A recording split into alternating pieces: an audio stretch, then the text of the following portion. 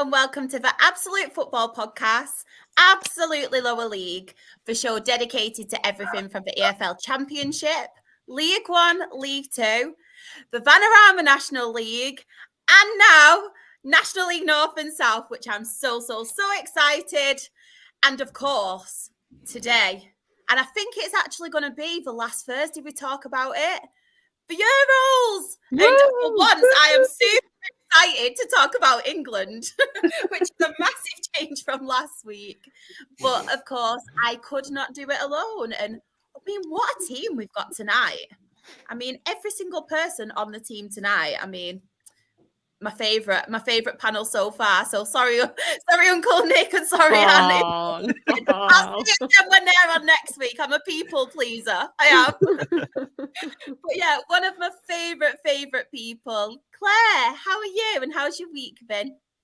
Yeah, it's been really good. I had a little cheeky midweek day off work yesterday, so I've been feeling like it's Monday all day. And, you know, the great thing about that is I've got one more day in work till the weekend. So happy days. How are you? Yeah, I'm really good, thank you. Especially after that yesterday, which we will get onto.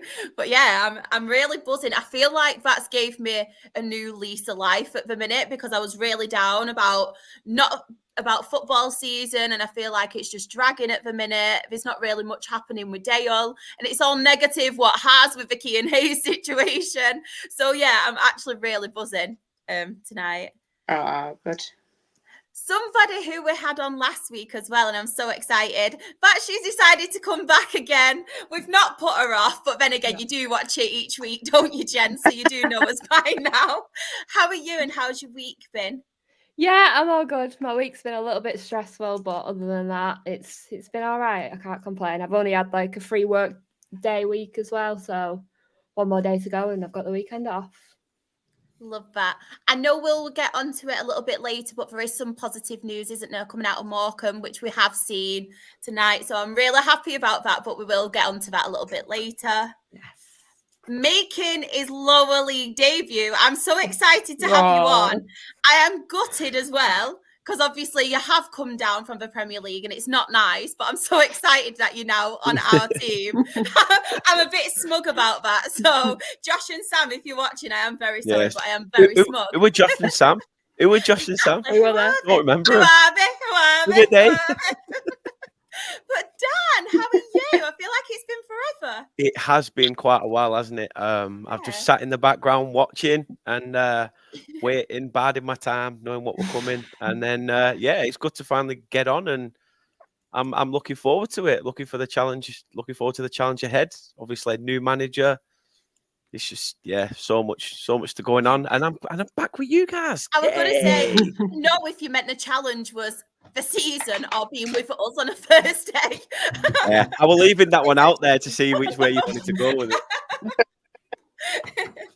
But yeah, I'm so excited to have you on here. Well, thank you for having me. Ben, also another person I'm so excited to talk National League South with, especially next season. Well, I say next season. Is it this season now? Because it is. I think it's this season now, isn't it? This season. And hopefully next season as well, by the way. But how are you, and how's your week been? Yeah, busy. Obviously, still recovering sort of from obviously the week. Obviously going back from Germany on the weekend, and I've done my right foot in. It's currently swollen at the moment from the amount of walking it's done. So if I look like a bit of a wimp right now, I don't want no sympathy from anyone. So it's been okay, thank you. And your second show as well this week. I know. You're getting nosebleed from it all, can't you say? I know. I've heard the WSL team are on tomorrow if you want to join them too. Well, my knowledge of that is very limited. I'll leave that to the experts. And last but not least, his little happy face. Jokes. Always happy. You know I love you really, Kieran. How are you, and how has your week been? Yeah, my week was good until about 5 seconds ago. Jokes aside, no, you know what? it's actually been an all right week. Tell But your yeah, you can tell from my face that I'm absolutely delighted with how this week's gone, right? But nah, you know what? For the fact that obviously we'll talk about Euros and whatnot, I've actually weirdly enjoyed the tournament because I've not really had to back anyone. So there we are. Everyone but England, you mean? Everyone but England, yeah. I just want to add as well. Could anybody like on the team tonight help Kieran and tell him what the Euros are? Yeah, I do need a lesson. I'm sorry. I feel like I'm being a right bitch tonight. I'm so sorry. It did write in the chat before, what's the Euros? I did write in the chat, yeah, I have done that many a times. I'll follow through with the jokes. I feel like I can be sassy. Dan's back on with us tonight, so I can be dead sassy. Whatever, I do what I want. It backs me up. But of course, it's not just us. We've got some amazing people in the chat. We have Chris, he's put good evening all, and he agrees. What a team we have tonight. We have Johnny as well. Chris has also put, haven't seen what the National League South teams got for their fixtures. Don't even get me started on that because I'll have a rant. I had one last week. I'll have another one this week. I'm feeling really sassy tonight. I need to like chill out. I don't know what's going on. You've got lovely to see Jen back on. It is. Hoping she'll become a regular as well. Watch this space, hopefully. If she'll have us, that is. Always. Lucas put, I'll read everyone. I called it when the fixture's coming out. Rochdale away on a Tuesday night. So annoying. So annoying. I know. We've got Simon as well. He's put evening gang. Hi. We have got, What this was dead cute. Michael. Oh, Michael, that is my favourite content creator, Shah. Thank you so much. I appreciate that. I'm sorry about this, Johnny, as well. Sorry you've had a bad week. Hopefully you're okay. Oh, thank you. That's nice. Yeah, I am, Simon, so watch your back. I'm joking. I'm just warning you all tonight. We have got Danny as well. Evening. Up the port.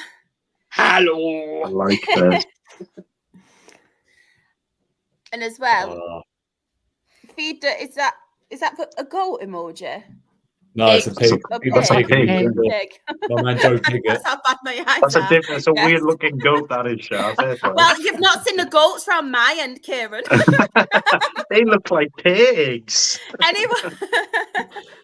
Well, there's a moth already.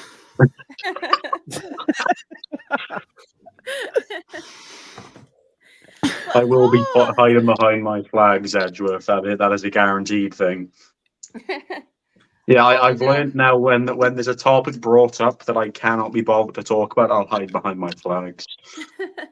This made me laugh as well. What a massive football club we are. Come on. Johnny has put that he's twisted his knee in work. Hope you feel better soon, Johnny. Twist the other knee, won't feel as sore. I'm going to say... It's not how it works. Something I could have twisted my knee last night for was that game. I mean, who wants to start? England 2, Netherlands 1. Who wants to start? I will leave it up to you guys. Okay. I'm okay. even take the result away. I thought especially the first half was the best we've played so far in the tournament. The players just seem to have a little bit more flair and a little bit more freedom, which was obviously really good to see. I didn't think it was a penalty, I must admit, but I can see why it's given. But to me, he'd already kicked the ball. So, it's either going in or it's not at that point. So I don't think it was a penalty, but I'll take it, of course. But what a goal from Ollie Watkins to win it last minute. Oh my God. Injury time, wasn't it? It was, I said to Sam at the time, I was not going to get it in from there. Fantastic goal. And that's got to be up there for him as one of the best goals he's scored. I did like the commentary at the end about, the recognition that he was playing for Weston-super-Mare 10 years ago on loan from Exeter.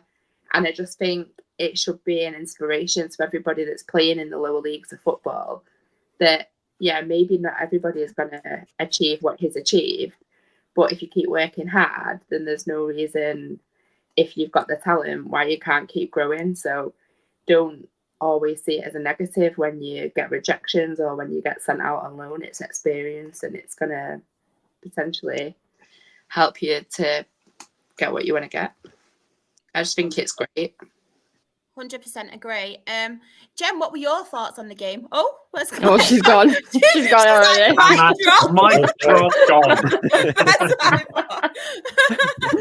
Where's she gone? She's gone. There she is. Why did you put me in backstage? I didn't. I'm nowhere near the laptop. Here we go. Oh, that's weird, isn't it? Oh, it's messed my whole setup up now. Oh, what's going on? There we go. Jen, what were your thoughts on the game?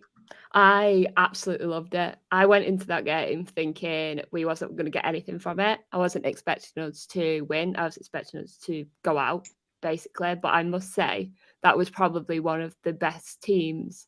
On the way we played last night was probably the best game we played the whole tournament. And for Ollie Watkins to get that goal at the end, you could just see at the end how much it meant to him to score that winning goal. And I just think he's such a superb player. He deserved that moment last night. How nice was it seeing his loved ones celebrating with him at the end as well? It's just it's so nice because obviously they've been there for him through everything and got him to where he is now and all that stuff. It's just such an experience, not just for him, but for his family and friends as well. Everyone that's there supporting him. Definitely. Dan, what about you? Yeah, I think the whole game as a whole, going into it, I think we'd only ever beat the Netherlands once in the last 9 meetings. So I think we'd drawn 4 and lost 4. So obviously there's that worry. But to find that spirit of Graham Taylor and get one over on Ronald Koeman and do it like we did so late on, no Dutch fight back at that point. I think it just shows our strength of character. Look at how many games we've gone 1-0 down and we know we're not out of it. In fact, we actually wake up. It gives us that kick up the arse that we need to actually move forward and drive in the game. Again, I agree with Claire. I think the penalty was it could have gone either way because it's sort of, he's got his shot away, but then he's kicked out. So it's a 50-50, but then half foot. There's a mix of anything. The referee could look at it from any angle they wanted. But yeah, for Watkins, like I say, it just goes to show that for people that writ him off, I think even when he came on, fans were like, wow, Ivan Toney's probably got more in his locker to give us that pace up front. But Watkins held it up and did what Watkins has done for Villa all season and shown what he's capable of and silenced the critics. So come on, England, one more to go. And Kieran's crying. I'm happy. I've already put this out there. I've got England in a sweepstake, so I'm in a win-win at the minute. You should crying into the notes, mate. Crying into the pound notes. Crying into the notes. Yeah, I'll have the money in my hand, crying into it. Kieran, you should be wanting us to win so you could get a few quid. You're always moaning about how sick you are. I don't know. We'll think about it. Ben, what about you? What were your thoughts on the game? Did you enjoy it? Yeah, I mean, it was extraordinary, wasn't it? We'd started the game off really well, even before they'd scored. I thought we looked like we had, like Claire said, a bit more flair, a bit more energy about us. And even when we conceded, I did feel, obviously, we still had a lot of time to get back into it, but I felt confident we could get back into it because you've seen the last 2 games, the spirit of this side, the never say and die attitude. And it was a bit fortunate. In an ideal world, it's never given us a penalty. But the thing in my head is we've had so many decisions go against us over the years. I was going to say that, we've been owed a few of them back, from previous tournaments. And I feel like this time we feel like we maybe needed that little bit of luck. And to be fair to Harry Kane, obviously he's had a lot of criticism and that. But then again, he stepped up in the big moment, when we've had this situation before with him and he blasted his penalty over against France. And it was a cracking penalty as well, right in the the corner. Keeper went the right way. It wasn't a bad, diving from him at all. And then, like I say, we absolutely took the game to them, and it was just a bit. Yeah, I was a little bit concerned. Obviously, second half we sort of sat back a little bit. They were always going to have pressure on us. I think they're a good side. Netherlands, at the end of the day, they've got some world class players in there, and it was never always going to be as straightforward as what maybe a few people maybe thought. But then, I think the good thing is I will give Gareth Southgate credit because he made the changes at the right time. He brought on Luke Shaw as well, didn't he? Exactly, 100%. He brought off all the players that I wanted him to bring off, and to bring the players on that really needed to come on. Obviously, he made the change at half time with Shaw coming on, made a difference. And obviously, Watkins coming on along with Cole Palmer, and both of them combined for the winning goal. And that's the thing, we've touched on it already, obviously, but what a cracking goal that was, because I never thought in that situation he's going to shoot, because I just thought he's going to try and lay it off to someone. They might try and bend it or something. But the angle's against him as well, isn't it? The angle is against him.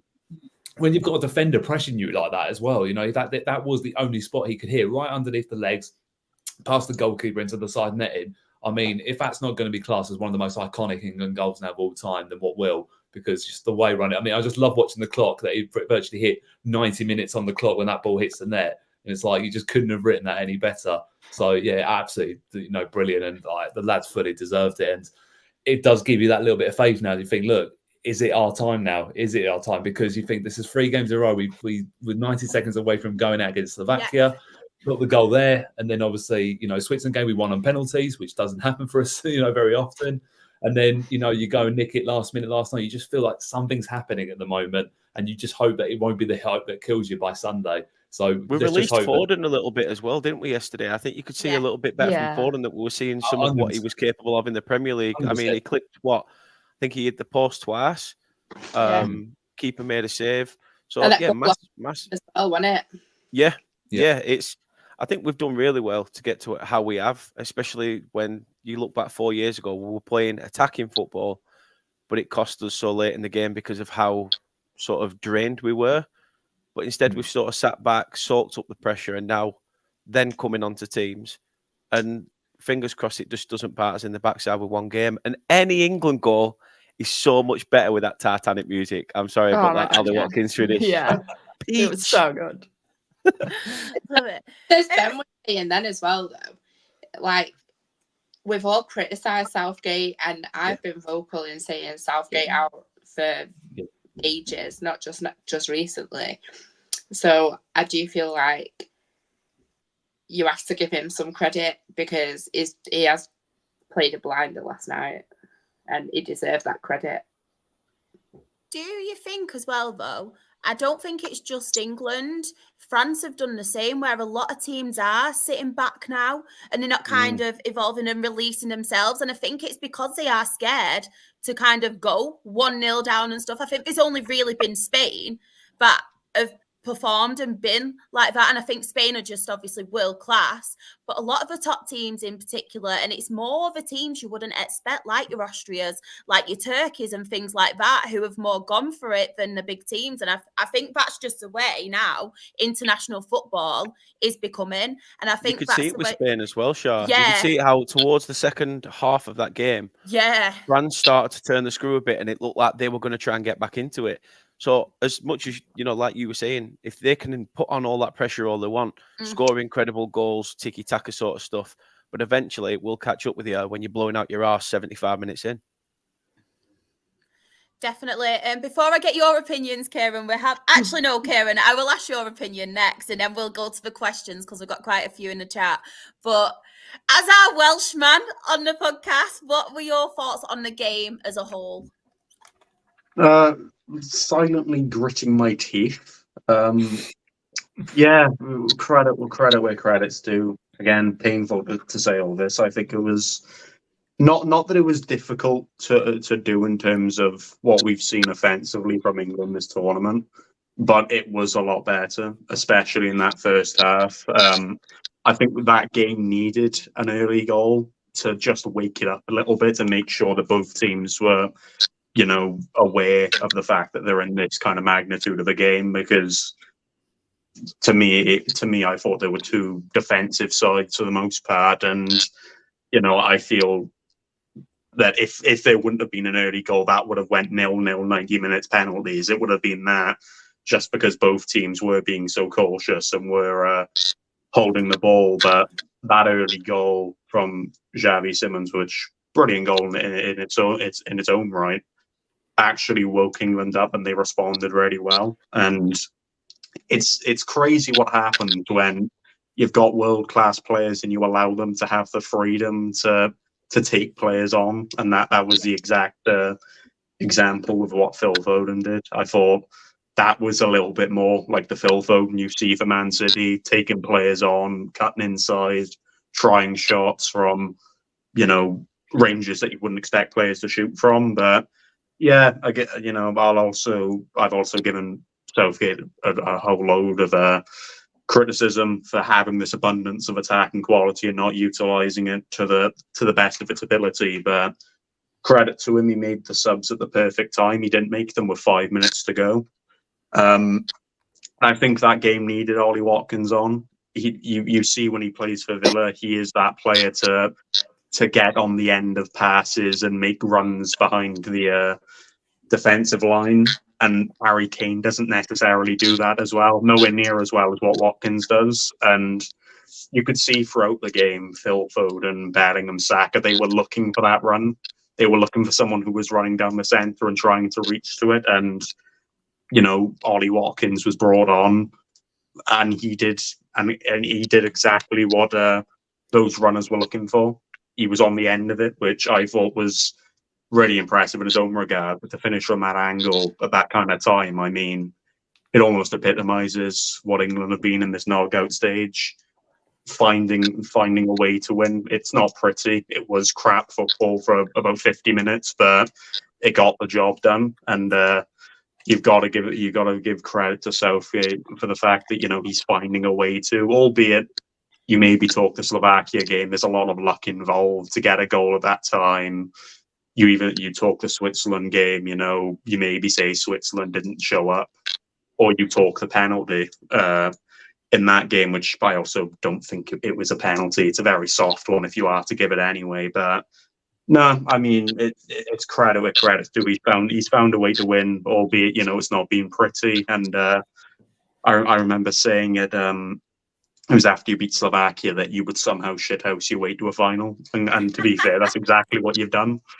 And I think Spain, in terms of aesthetically pleasing, they've probably been the best side in the tournament to watch, just because they're able to add that little bit of attacking spark and attacking flair.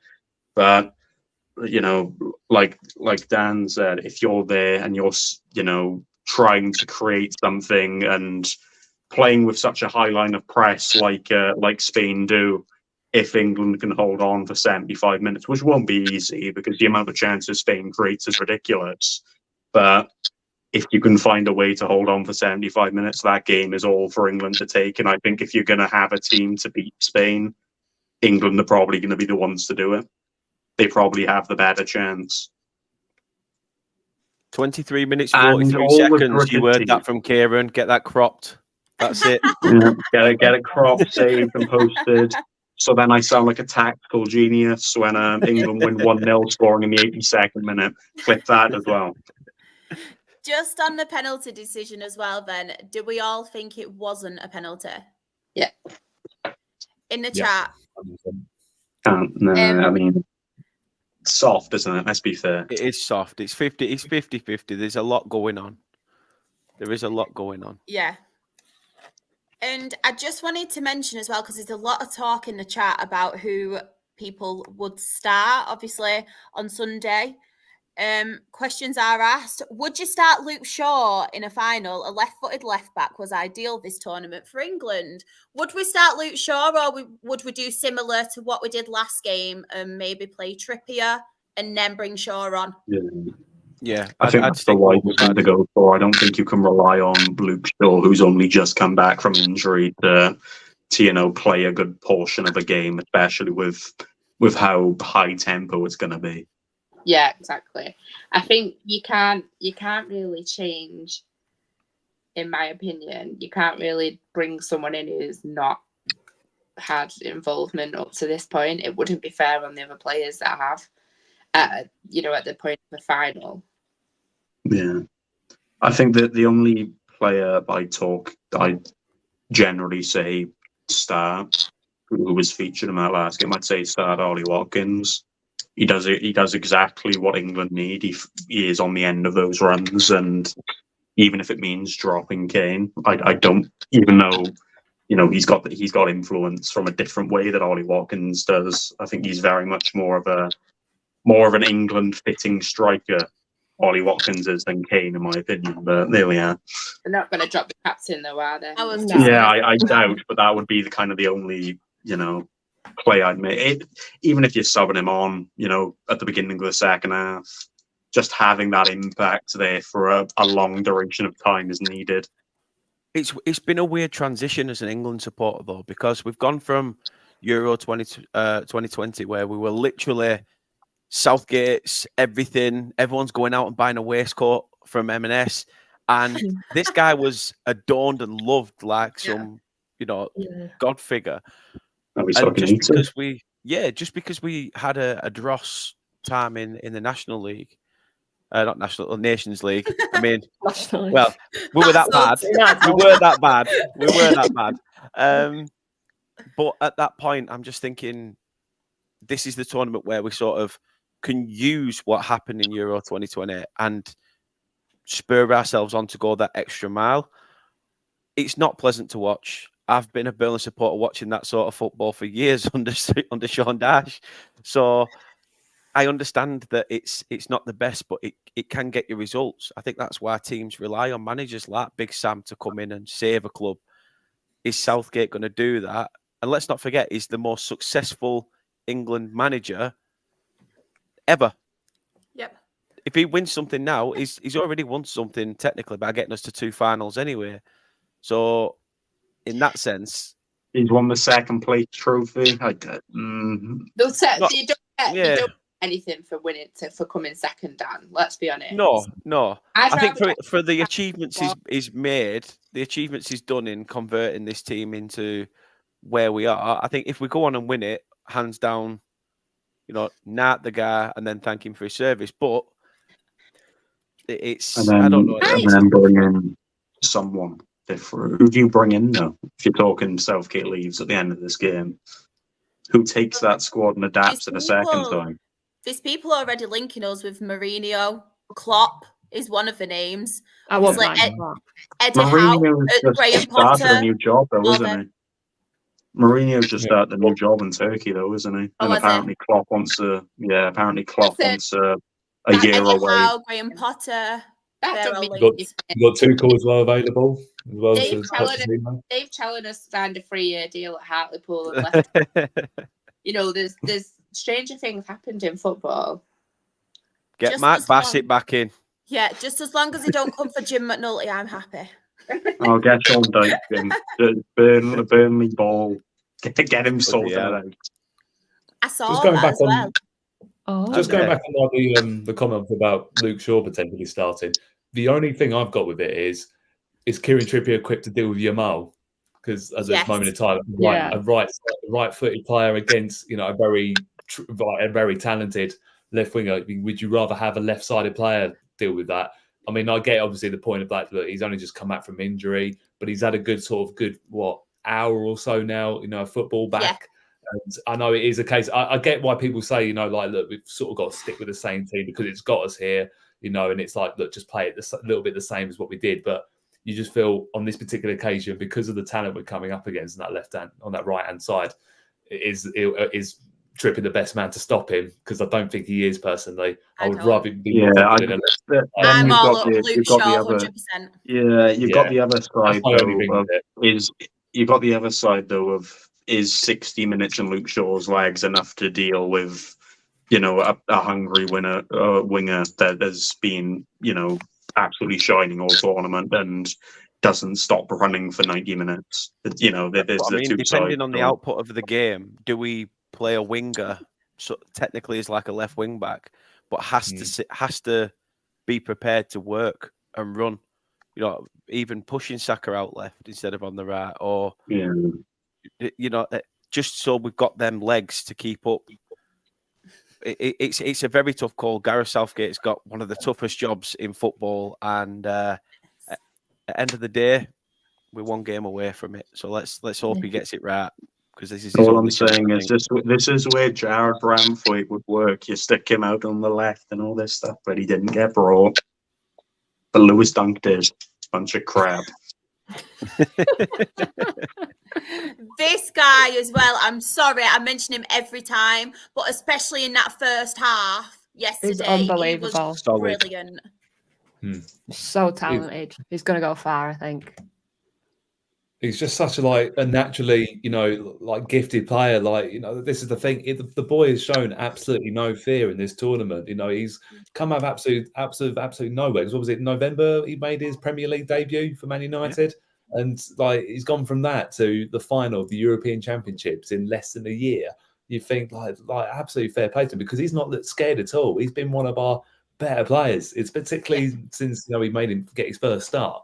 He just covers every bit of ground. He's very, his tackling is very well timed, and he's always covering that space and everything like that when maybe Declan Rice isn't there. So that's the thing. He deserves a huge amount of credit, and he's one that fully deserves to be given his big chance on Sunday to really show what he's made of, because this could get him very far. This could be the real start of him, for what could be a very successful career. It's bizarre to me. You never really find a midfielder, especially a that kind of just coming through from an academy, that can almost do everything that you need in a midfielder. He doesn't just sit back and cover play, cover the midfielders just in front. He also it gets involved in attacks, and he's not afraid to take on a player and do all this other stuff. I think the player, weirdly, I could probably compare him the most to is probably Rodri, because Rodri does very much the same, where he does everything a midfielder needs to do, and he's not scared to take a man on and get in offensive positions. To see how that develops when you've got Rodri, probably the best midfielder currently in the world, who would probably start for every team in the world against, Mainu, who's shown very promising signs of that. But the question is, can he keep up with that kind of level of Spain team? But as of now, he's shown there's no reason why he can't. Somebody as well I want to give massive credit to, because I'll be honest, going into this tournament, I was so worried about our defence, and I always forget his name, but the centre-back from Crystal Palace, I think he has been fantastic. Yesterday as well, putting his body on the line and everything. And that was one of the main, when I looked at the team and I thought, we've had defences a bit more stronger than this. And that was my worry through the whole competition. But wow, he's been solid. I don't want to jinx him, but he has been absolutely solid. It really has. He would have been under a lot of pressure as well coming into that side, because especially after Konza, put in a very good shift he did against Switzerland. So it would have been a big call. I mean, if Southgate stuck with Konza, I don't think people would have complained, because he did put in a really good shift. But he's just he's been an absolute revolution. I think that's the thing. When we saw him probably in the team sheet against Serbia, we were probably a bit like, well, this could go one or two ways here. But he's been absolutely standing, and I've always noticed, even when he's made mistakes, he's let the ball loose, he's always recovered, and he's just again a one that you wouldn't have thought we could be playing in the European Championship final, about 3 or 4 years ago. And again, Crystal Palace, player, not a big time, Man City, Champions League winner, like that. He's been one of the best defenders in the tournament for me, like you said, Charlie. He's put his body on for everything so far. And again, it's a bit like what Kieran was saying, is can they keep up sort of with the pace of it, because obviously Mainu's going to be up against it as well. But I've got full confidence, that they can really give it a shot. You don't need any motivation in a European Championship final, do you? No. They will run themselves into the ground. It sounds really cliche as well. Those younger players, they don't have the same kind of fear. They just go out and enjoy what they're doing. Yeah, so 100%. I think I like that raw side of it, even though they are obviously really professional. But I definitely think Mainu's been our best player this tournament. Of course, where he's from also makes him better as well. There's a good few of those England players that are from Stockport, though, isn't there? There's a good few of them. Phil Foden and Mainu, but oh my God, I've got his face in my head. Cole. Palmer. He gets like touted as being from Stockport, but really is from Wythenshawe, which same.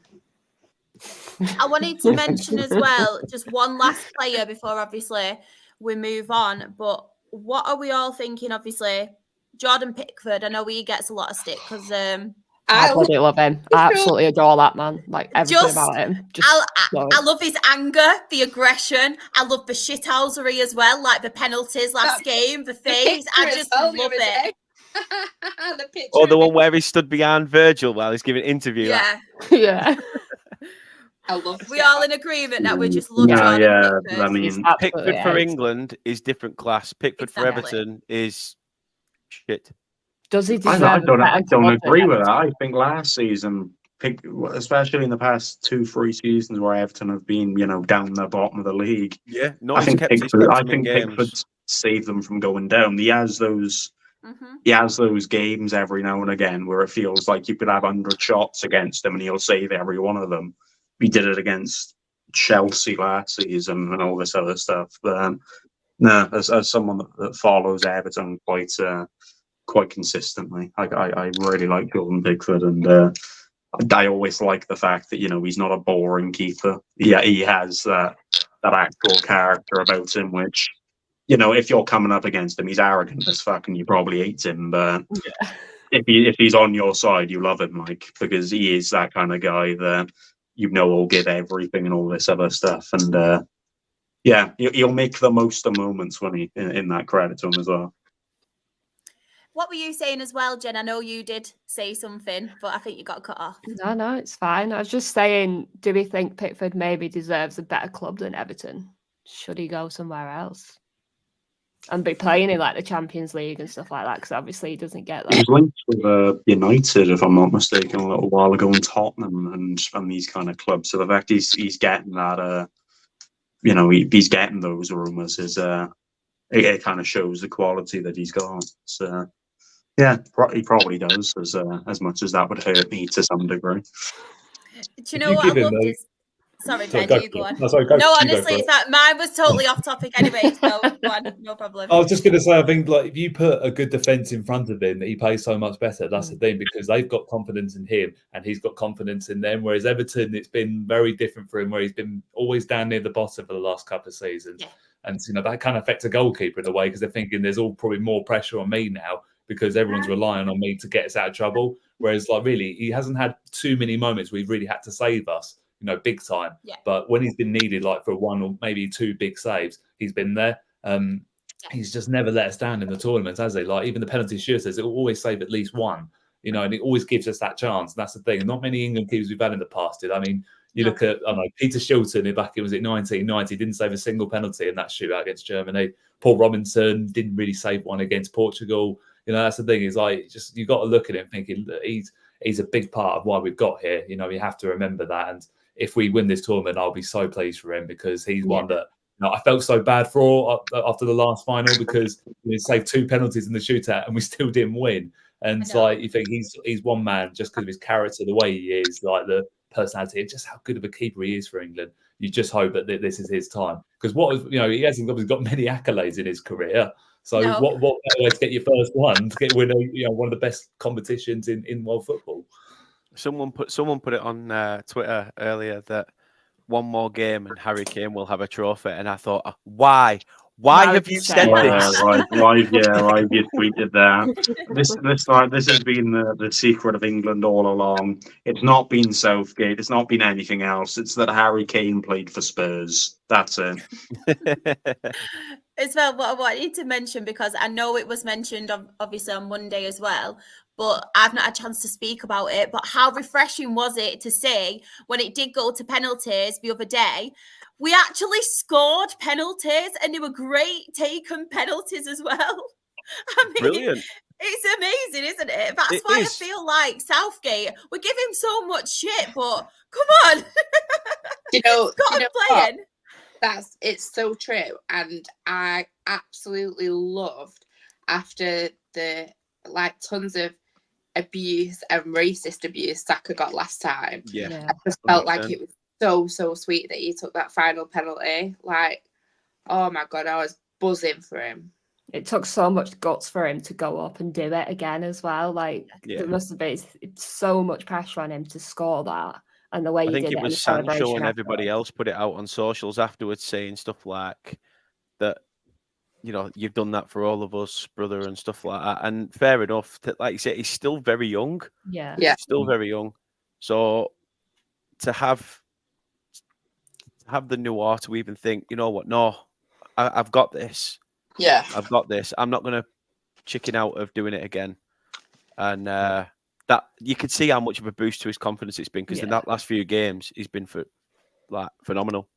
Yeah. I think you got to If look I'm at it not as well. mistaken, didn't he put it the exact same position in the same way that he did against Italy as well? If I'm not mistaken, he put it in the same spot. I think he got it more in the corner, I think, because it was the same way. But they got it in back at net. We know that. We got him back at the net. Yay! I was going to say the fact that I think what I did like is that the Southgate, I think, took just the 11 on their own rather than having the whole squad there, which I think is helpful, because you sometimes feel a little bit more pressure when everyone's around you in that. And I think that he tried to get him all relaxed, try and make it almost like a training session.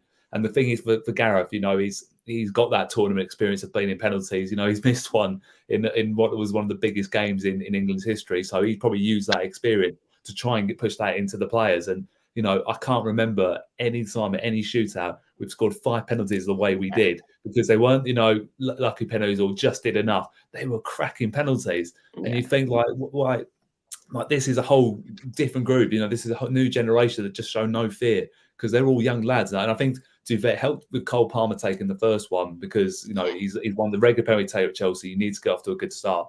And the fact he sort of set the tone really did help. And like I say, I mean, obviously mentioned about Saka.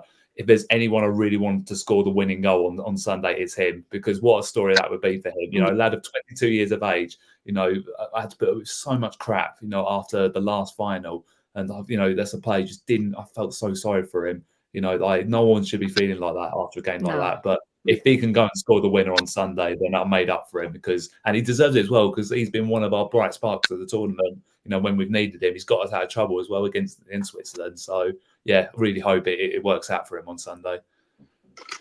Definitely. Obviously, as well, the other penalties, Ivan Toney, I mean, he doesn't even look at the ball. Absolute class.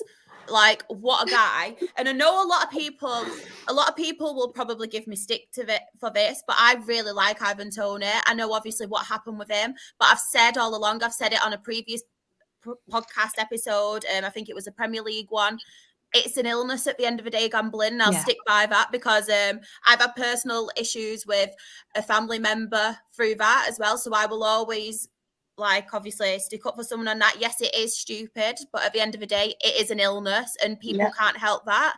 He's come back, and obviously we've seen what he's done for Brentford, and now is obviously he's not played as much football as I would have liked to see him for England, but I think when he has come on, he has made an impact. Obviously, that penalty when he's come on before previously, I think he won the header. Was it for whose goal was it? Was it Kane? No. Whose goal was it? Tony flicked it on for Kane in the 91st he flicked it on. minute, He did, didn't he? And I feel like with Ivan Toney as well, it's really refreshing, and to see him doing so well.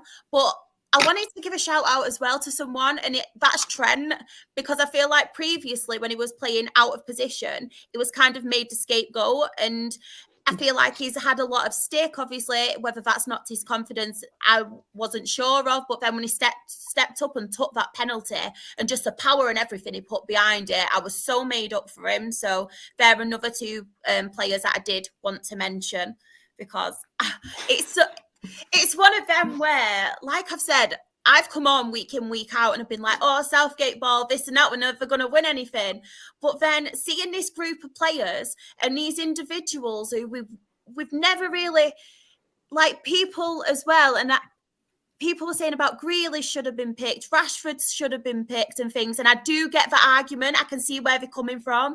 But then we've been like, no, Southgate should pick these players who are in form. He's picked these players who are in form, and look at them. Like, do you know what I mean? Yeah.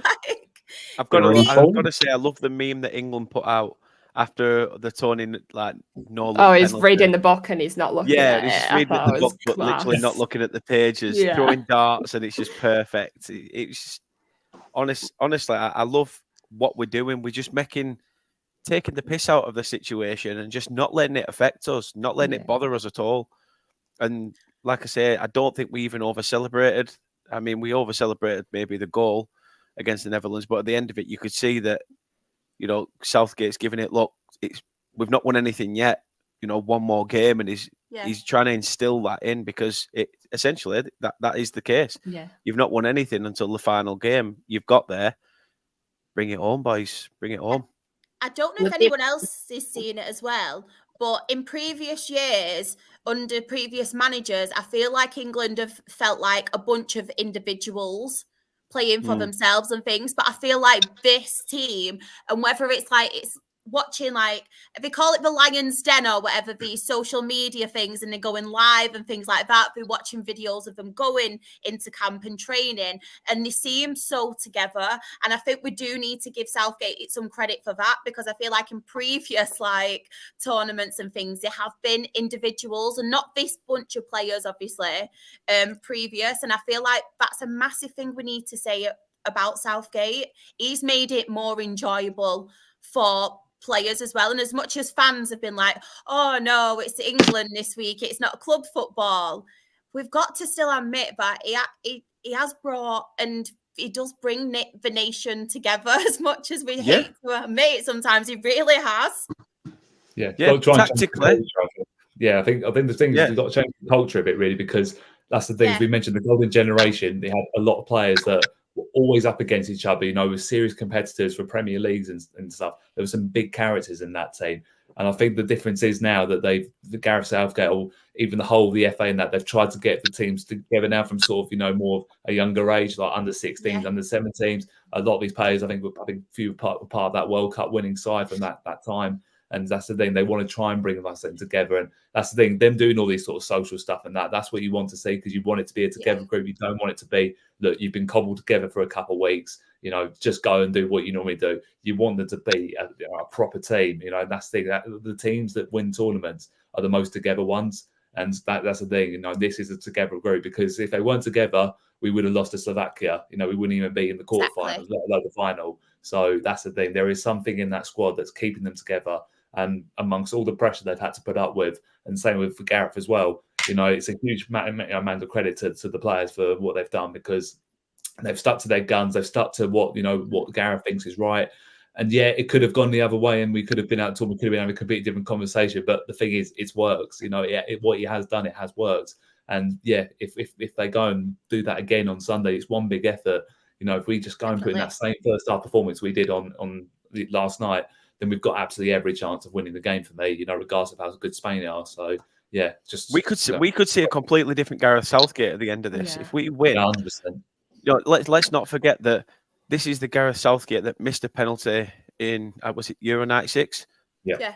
And obviously it absolutely would have killed his confidence. For him to come back to England and go and be the only person in recent of modern era to bring it home, essentially, how much of a confidence boost that will do for him as well. And I think that will radiate on the team.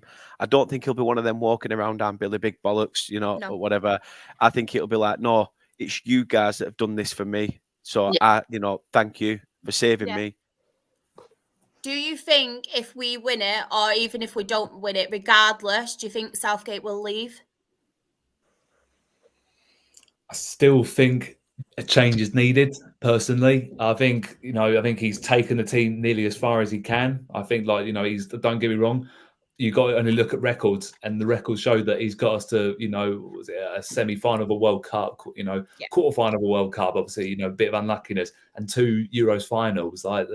That's we've had better teams over the years, with some absolutely outstanding players that are absolute icons in English football, and they haven't got anywhere near what this group are doing. So, but I just feel like, the time has come right. And I would love for nothing more for him to go and leave in a high, because then, he will be respecting his name. But for this team to progress forward, I still think a change is needed. And especially, like we were saying, there's a few of the managers that are available at the moment. I think some of them could really, take us to the next level. I really do. But again, it's nothing against Gareth, but I just think that, he feels that this is the best way for him to go out. So fingers crossed he gets it done, because, he'll be knighted. If he wins on Sunday, then him and a few of those players are going to be knighted. So hopefully that is going to be the case by the end of the first Sunday. Anybody else want to answer this about Southgate? No? Mysterious? Nobody knows? No. No. The thing is, though, it's I honestly think a change is needed as well. But what scares me and worries me, if someone totally different comes in, and will it change the whole dynamic? Like we mentioned, will it kind of affect the camp as such? Like we've said, it's great to see all these players' togetherness and things like that, how much you're enjoying. Do you reckon they could carry that on? And it's just the sake of Gareth has kind of put his stamp on that, but the players are all because I don't think it's all. I'd like to say it is down to Gareth Southgate, and I think it completely is. But I think this group of lads we've got as well, they seem quite a good bunch, don't they? Necessarily, there's no don't think there's any massive bad apples. No, they've bought into it. They've bought into what Gareth Southgate brings, and he sort of said, "Look, I will let you have free run to do what you like, as long as you are willing to step up to the plate, put on that shirt, and end up walking off with sweat running down the back of it. As long as you can do that for me, you're free to, go out, have fun, whatever." You've got to have that level of respect with manager. If you get a manager who's going to come in and be this massive disciplinarian, but then not also have the man management to back it up, we're going to end up screwed. No matter who comes in, there's going to be a transitional period. We're going to probably lose the likes of Kane in the next couple of tournaments. It won't surprise me if, Kane's going to be on his way out. So we're going to be looking at the next crop of talent coming through. And sorry, let's just see. How many baby Gareths? Baby Gareths. It's more Ollies and Gavs at the moment, I think. Oh, God. Made me laugh. A big question as well. I will get onto the main question about who would you have as next manager. But does Gareth Southgate still turn everyone on? For now, yeah. Never Even did. more on Sunday if we win. Yeah. All that Kieran just goes, never did. Sorry.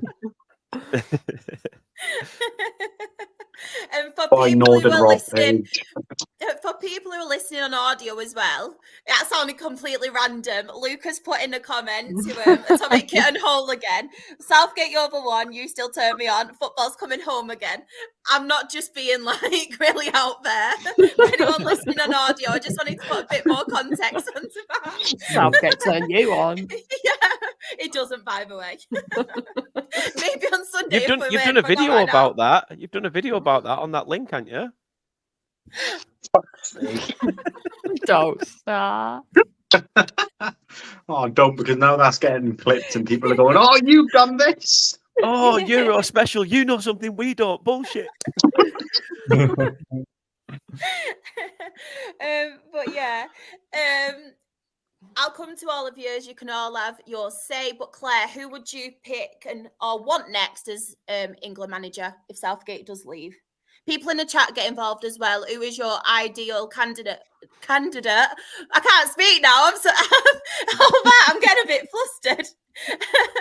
Who is everybody's ideal candidate for next England manager? Who? I'm brave.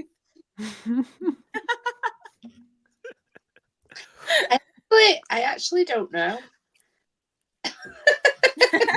You're not saying over there. There's a few English options, but I think look, maybe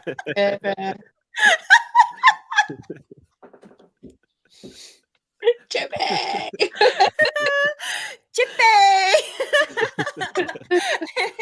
No one's going to understand that though.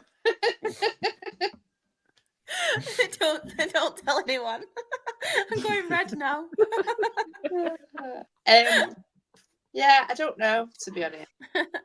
I don't Someone awful. Oh, bless, yeah.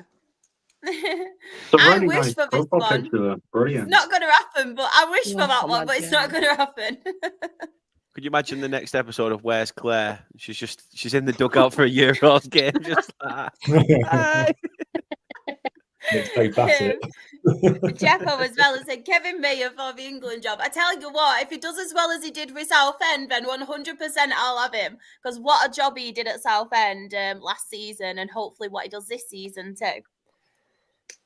We have got Lucas said Neil Warnock, Sam Allardyce. Sam Allardyce already did it, and then did something happen? Weren't it one game or something? He's He still got managed England 100% for. record. 100% record, unbeaten. Ali 100% McCoy style record. love. Kevin is Irish, but he could do well. This is who I want. Yeah, This I is think, who I think I yeah. want. Yeah. I think that will be the next one. I hope so. I hope so. You can take Rob Page and he's a job. No, thank you. No, thank you. I would rather keep Big Gareth. I was you have wondering a then if shit he in my needed a hands and cooker. clap and have him manage anyone associated with me. I thought he needed a cooker because he said he needs a hob. I'm like, oh. He did correct himself. I didn't put He it in. needs a Good cooker. job. New best-selling game. What pitch is Claire on today? What dugout Claire invaded today? We should do that regular segment, Claire. When you're not going to a Stockport game, pick any random football game. Yeah, gotta spin the wheel. The spin wheel. You're playing. You're going to 12th division in the middle of nowhere. Or I think Roy needs a break now. Just leave him in retire. Not He again, needs to no. put himself Yeah. up on a Poor beach. guy. Done that. Dad's overheard someone saying Eddie Howe's England manager isn't happy. I'm sorry, but I really want either. Yeah, I want Eddie Howe. Yeah, I love Eddie.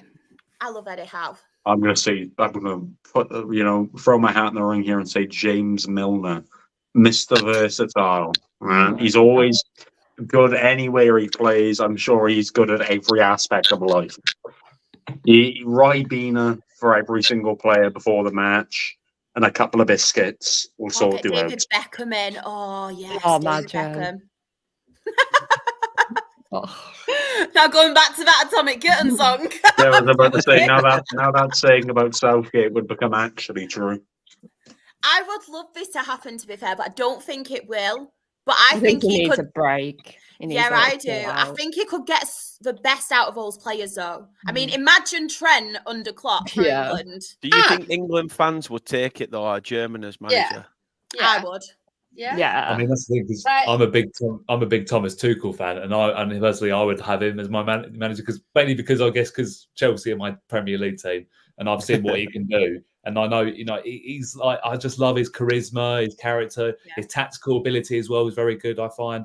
I think we could do worse than someone like him, but again, it is just that thing in the back of my head is like, do we really want a German as our manager? But I don't know. We've done strong things. We've done Capello for God's sake. I think international football managers do have more time than other managers. They just have to spend a lot of it watching a lot of different football matches. That's not the worst thing you could do, is it? No. You're essentially a scout, aren't you? Until it becomes your actual national games. You're going around keeping an eye on like talent that you think you could potentially call up. But yeah, it's not a bad job to have.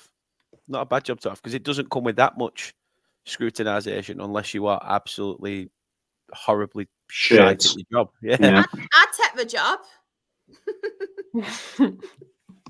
Why not? Bosnia FA is the next candidate for England manager. Mason Mount would be straight back in that. I'm joking, by the way. I would pick it on form as well. I love that. No, I'm joking, but I'll pick it on form as well. As well. I'll pick it off. Mason Mount, everyone else on form. I'm joking. But anybody who has tuned in, I am joking. If this is your first time watching, I promise I am not a fangirl. I'm not. just having bants. I would be bringing them in on format if their name is Mason Mount. No, I don't. It sounds awful, but I don't think Mason Mount will get in for a very long time, to be honest. I think the talent and everything we've got now, I don't He's think not going to that's get a look happening. in now. I still love you, Mace. If you're watching, if you're tuning in tonight, if you've got nothing to do, still love you. Oh, bless her as well. This is Claire's sister, Helen. She's put, I'd take the job if I could work exclusively with Saka. Oh, he's so lovely, Saka, isn't it? I'm just going to put him in my pocket Yeah. and protect him at all costs. Paul Merson as well. There's a few names coming out here. Frank Lampard. Oh, I would have this one in a heartbeat, but he's Welsh, isn't he, Kieran? Rob Edwards as well. I think he's so good. Like, I just love his personality and everything. The football, I do like Rob Edwards. Yeah. We all do like Rob Edwards. Yeah. The personality really stands out, doesn't it? So. It does. Yeah, I'm sure that's all you like about Rob Comes Edwards. across a lovely boy. He seems a lovely guy, Swap and, him so much. I'm sure you think he's a good manager. He's a very good manager. What he did with Luton was very impressive. Well, take them Very down. impressive. No, to be fair, they actually played really good football, Luton, compared to the other team. No offence, Dan. I forgot Dan was here. Forget he's here. It don't matter. It's fine. So Dan, basically, Burnley was shite and Luton was slightly less Burnley, shite. towards the end of the season, to be fair, Burnley did really put up a fight. And at one point, I thought Burnley could really get back into it. And then they were shit again. I feel like with Luton, they just had no fear about them, and it wasn't a typical Luton football. where Like, everybody's underdogs were. They wanted them to do well. It's a bit like when Huddersfield or Blackpool came up. Everyone was like, you're punching well above your weight. Yeah. So we actually really want you to go and upset teams. I'm so sorry, Dan. I didn't mean it came across. He's over it now. He's Don't over worry. it. He's ready. I was like going on and I thought, shit, Dan's on this week. Let's get going. I'm going to have to watch all the rest of them. Yeah, now you to see literally how much sat there. crap you've given me over the other weeks. You can hear what these figures. He's like, all right, Luton were good, and the other teams are for fuck. They were really good, Luton. I think the way they actually performed in games, they managed to get a good, surprising few results, and it just unfortunately just didn't come off for them. Like I said, they've done what, again, teams like Burnley had done under Dash, but in that little bit of Premier League experience, believed in the team that got them up. Yeah. And it nearly, like I say, it nearly came off. I don't think it'll be the last you see of Luton in the Premier League. My mascara's ran from laughing. Oh dear. At Burnley, you can't get. Oh, that's it. Just the way we're going, I was like, shit, Dan's on. Maybe next week I'll have this conversation again. When you're next working on Thursday, Dan. Yeah, I'm not. That's it. Thanks for the debut. I'm off. I'll come on Monday's podcast and do it then. Well, that's all right. I remember who Sam and Josh are now. That's so weird. Those guys that I've become familiar with again. Oh, man. I'm so sorry. That really made me laugh. That's why Claire went off camera, because she's like, yes, go on, Burnley slander, I'm for it. Get in. Oh. You know I've been the first to slag off Burnley. Did you hear any of that then, Claire, or not? Yeah. We were going on about Rob Edwards. I was like, oh, well, Luton, out of all the teams that got relegated with this, that, blah, blah, blah, and I went, oh, shit, Dan's on. Yeah, but you do love Rob Edwards. This is why we started talking about Luton. He's a very good manager. Yeah, he's a good manager. I think he's got a fantastic personality. Yeah. He's got very good It's really sad that these are the exact words that we've used already. Yeah. And if you're watching, Rob, keep your beard. Don't shave. Heads up. Oh, man, I've totally lost what I was going to speak about now. Oh, I know, predictions. And no, none of you like doing predictions. But England versus Spain. Sorry, Kieran, No, Well, go on, you have here's to. what's going to Go happen. on. You know what I'm going to predict, and then I'm going to get booted off and be on backstage for a little bit. No, go So on. We can take it. my prediction is inconclusive. Go kick him out quick. Get him out. I said inconclusive. Oh. You don't have a result. Yeah, you know what? We're agreeing there. 3-1 Spain. That's my agreement.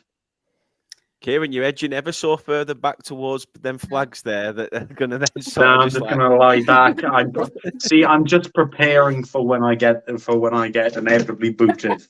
So I'm just going to lie I'm not back going and to relax. beat you. Do you know what? We can all have our own opinions. I'm going to be the bigger person.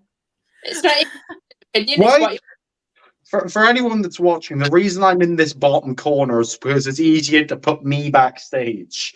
That's why I'm here. That's why the format's like it is. That was a joke, Karen. Nobody puts Kieran in the corner. Nobody put me in the corner. Unless they're against my opinions. No, we're gonna let you have your opinion. Yeah.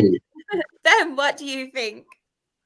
Oh dear. I mean, look, you got to stick with your guns, haven't you? And I think the way he's been going, I can see this going to extra time. To be fair, I think 2-1 England after extra time. I think it's going to be close. I think that's what my heart says. But you know, fuck it, it's coming home. So Coming home, it's coming home.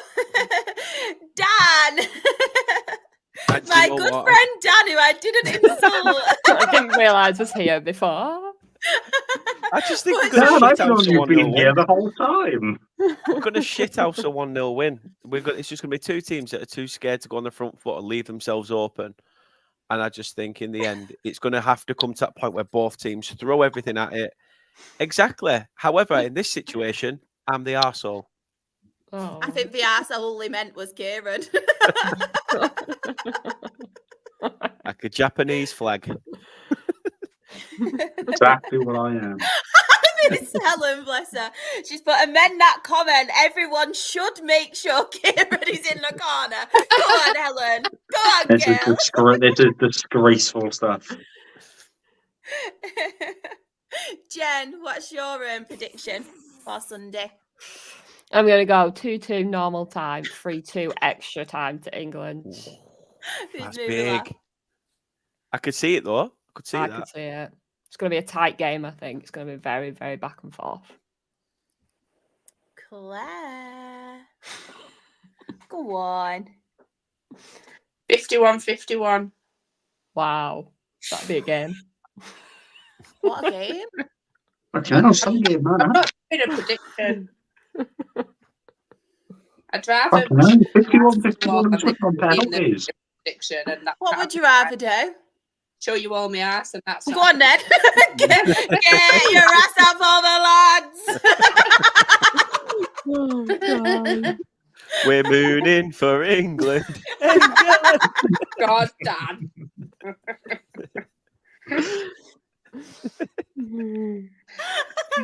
God. Sam's predicted that Claire won't make a prediction. I think Sam is right.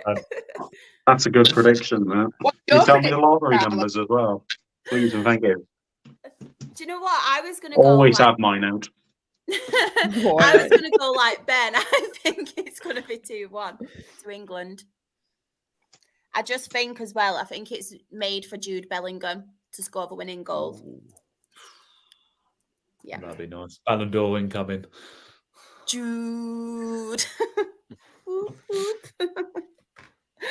But yeah, that's enough of the Euro talk. So I'm going to go around the team now. I know a few of the people in the chat have sent EFL and National League news as well, but please feel free to send in any comments about your team. If you made any signings, played any pre-season games, anything you want to tell us, I will share and I will read out. But Claire, anything going on at Stockport at the minute? We're all the team are all going to Spain on Monday for pre-season hot weather training. Hopefully there'll be a lot of miserable Spanish people after this game on Sunday. We did the same last season, and it was such a good few days away. I can't go this time, but it was just fantastic. Love the fact that the ticket office, after being closed for a while, is being opened late so that the staff can enjoy the Sunday night watching the football. Like, I think that's fantastic. We've announced a cricket match, which we used to do every season, where it'd be like a select number of fans against like the team and management staff, and it's always such a good laugh. But other than that, really, we've signed some people on our emerging talent programme, which is something that we've got between youth and first team. So we've got like a group of players that we help to grow in football, and then we send them out like on loan to places, but still let them train with us. So yeah, we've got that. None of them have come in. Akil Wright's left this week, so he's gone to sign for Ross County in Scotland. Do you know what? As much as I think it's the best thing for him, is an absolutely beautiful human, and I don't mean attraction wise. Like, he is just a really nice guy. I've always wanted him to do well. Just such a good person. So I hope he has every single success there. Other than that, I don't think there has been anything. We've had a first pre-season game, but I don't think we've had any more signings. The last thing I will say is how beautiful it is that Jack Stretton played a part in the friendly at the weekend, 405 days after making his last professional appearance because of injury.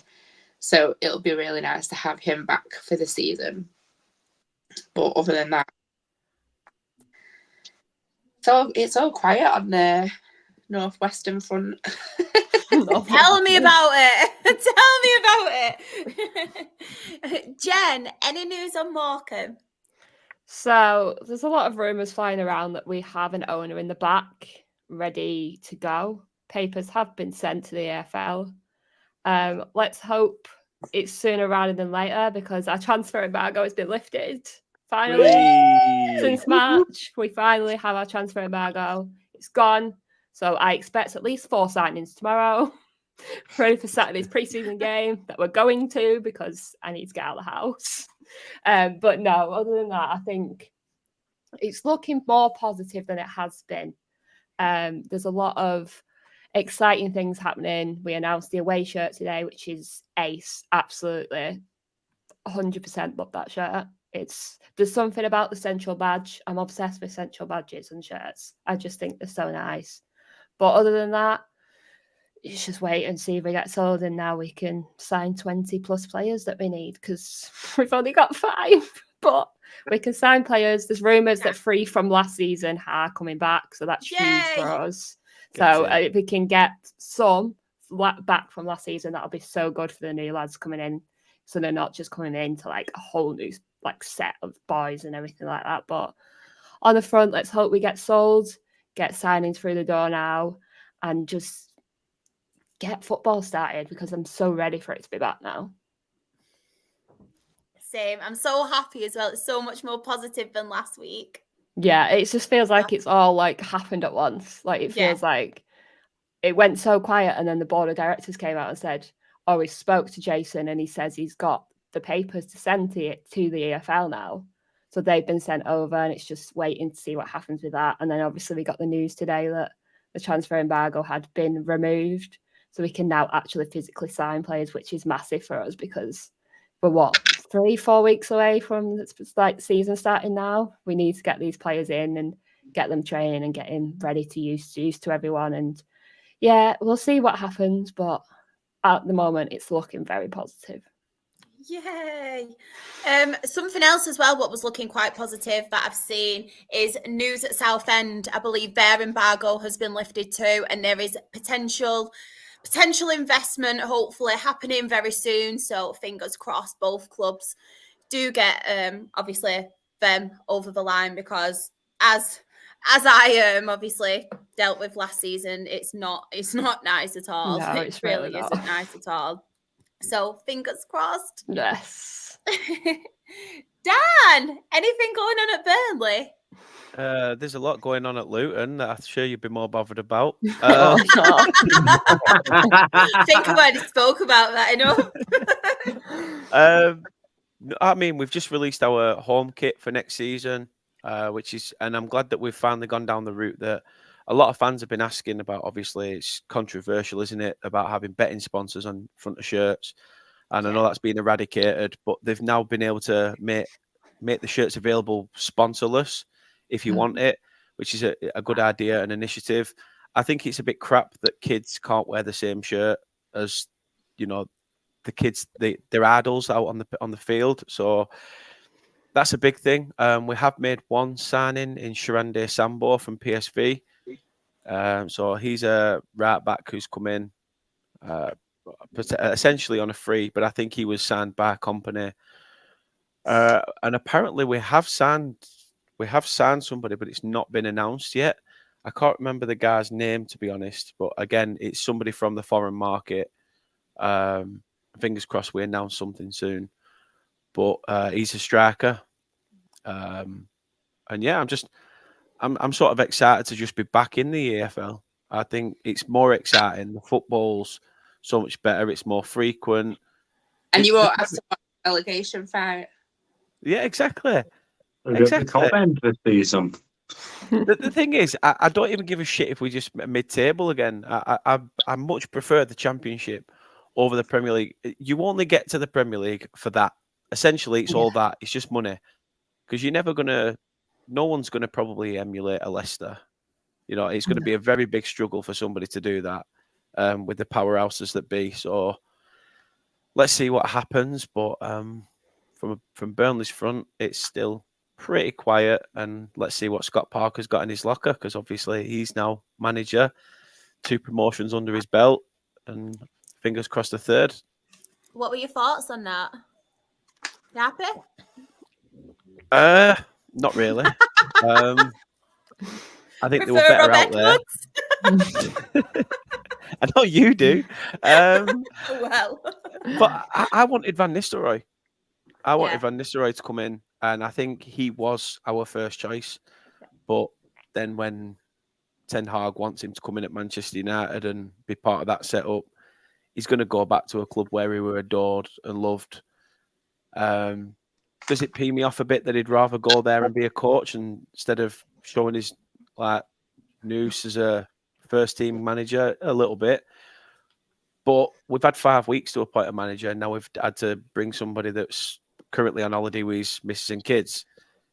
It's to be fair, it didn't bother me. It didn't bother me because we actually trusted in Company and the way he did. It's just that Company shat on us from a great eye, looked out for himself, and I've never known 2 people like Bellamy or Company to have the most shittest season in the world and then end up getting jobs. But I honestly don't think we are, Simon, to be fair. So I really don't. I think we're actually going to struggle. I think we're going to have a worse season now than what we did when we lost that bulk of players and managed to have the success with Company. So, yeah, I'm not counting my chickens. I'm just gonna enjoy it, ride the wave, and what will be will be.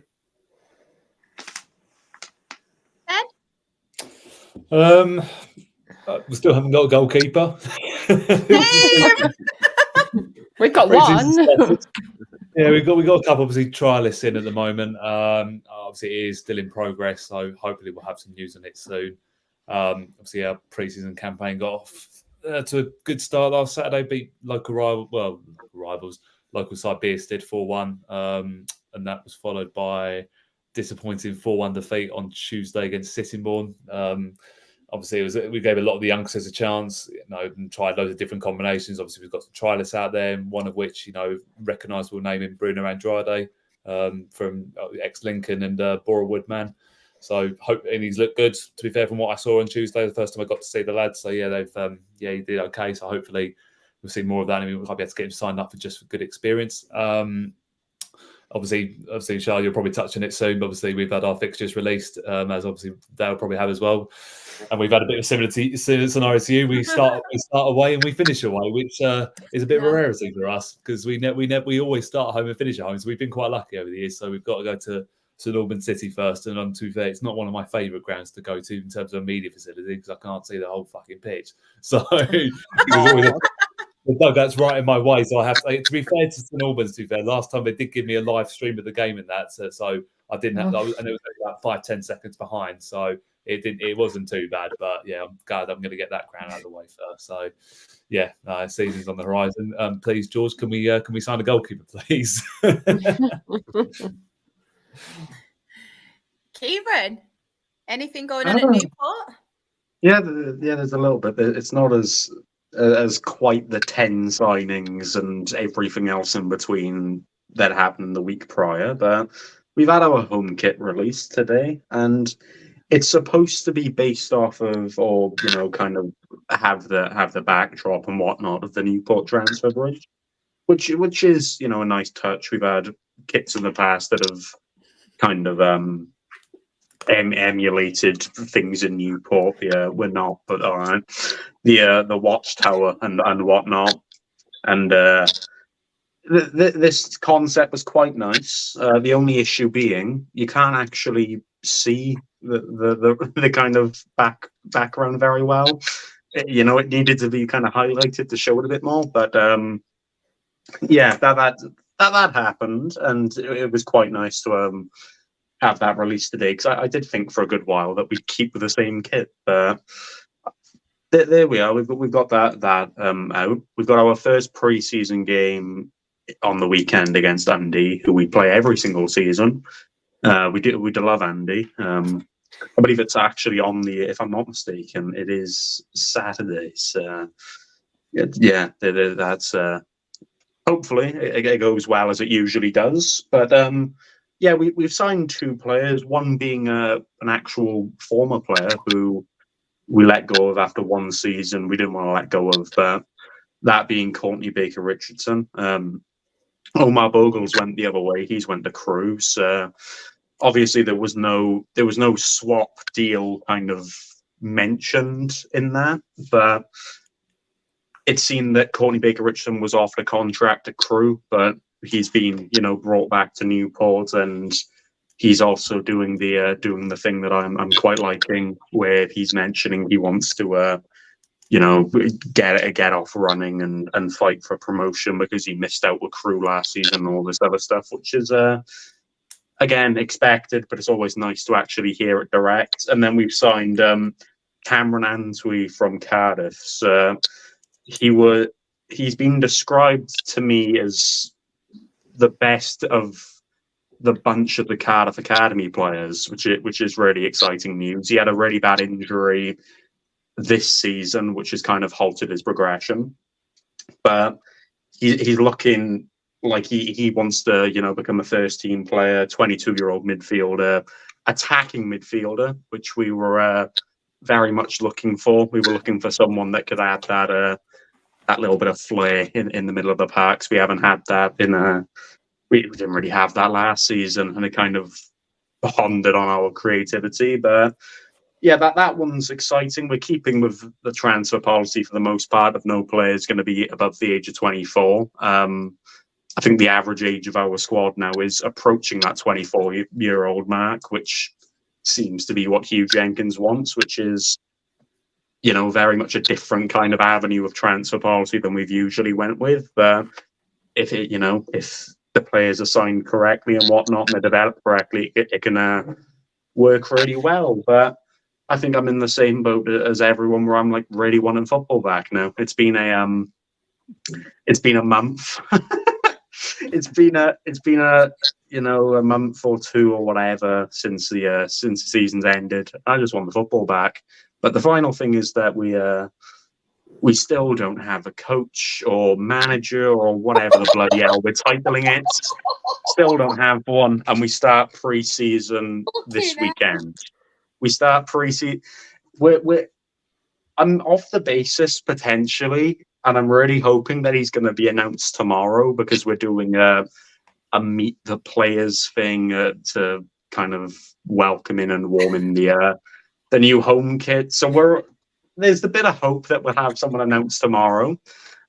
But yeah, it's interesting, we're going into pre-season with 4 weeks out of the actual campaign starting, and we still don't have a manager. So yeah, we're a managerless club. We cannot be managed, apparently. So that'll be fun. But yeah, bring back the football because I'm bored now, and yours has been crap.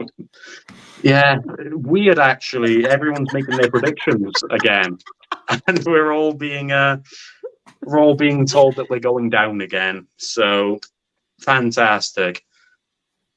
Rob Edwards, Newport manager. I could only wish everyone would be supporting Newport from here on out. He is a sexy bastard. Yeah.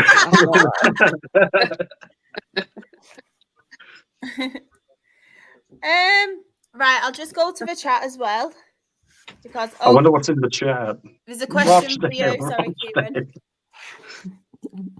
There's a question for you, Kieran. Is Will Evans leaving Newport? The words are, and the rumours are that there have been bids submitted for him from Championship, like lower end Championship clubs and whatnot. But it's an interesting one because we either have another year of him now where hopefully.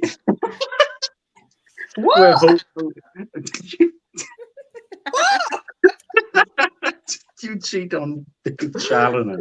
Mental. But no, the words are that he's linked apparently with moves elsewhere. Nothing's really come of it. Nothing's been concrete.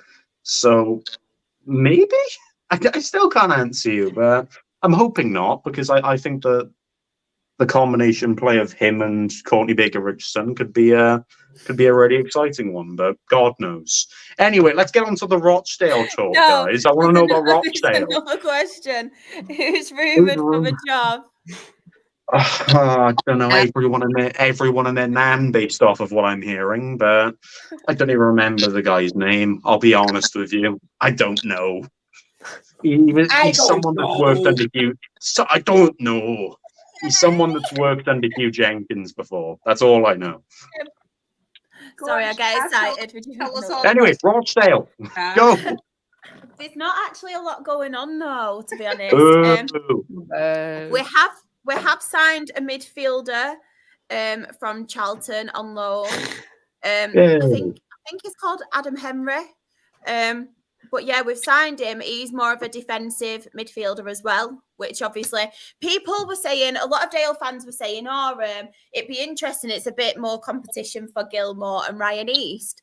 But me personally, similar to what we did last season with Adam Clayton, I'd kind of play Harvey Gilmore and this Henry together as the defensive midfielders, which then, and I've said it time and time again, you'll probably be sick of me saying it, but it allowed then Ryan East to play that forward role, and that's when he was really thriving and scoring goals last season, playing more forward. So instead of that competition, and I know it's good to have healthy competition, but I'd play all three of them because I think that, like I said, will allow Ryan East to be a bit more forward and obviously contribute more to goals as well, because the back end of the season when we were really had a lot of injuries, he played more defensive, Ryan East, and he wasn't as creative as he'd been previously. So, yeah, but fixtures came out and we're at Boston away, first game of the season, and then we've got Braintree away, last game of the season,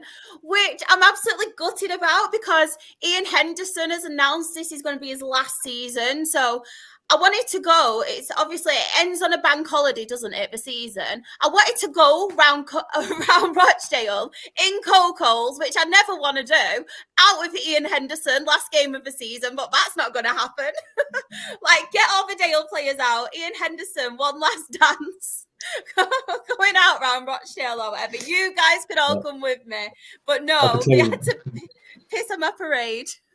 Yeah, I can tell you that Braintree's not a very good away day out. I'll say that right now. But yeah, but no, a bit of news that came out was, I don't know how true it is, but apparently Louis Molden is training with us, which I was very excited about.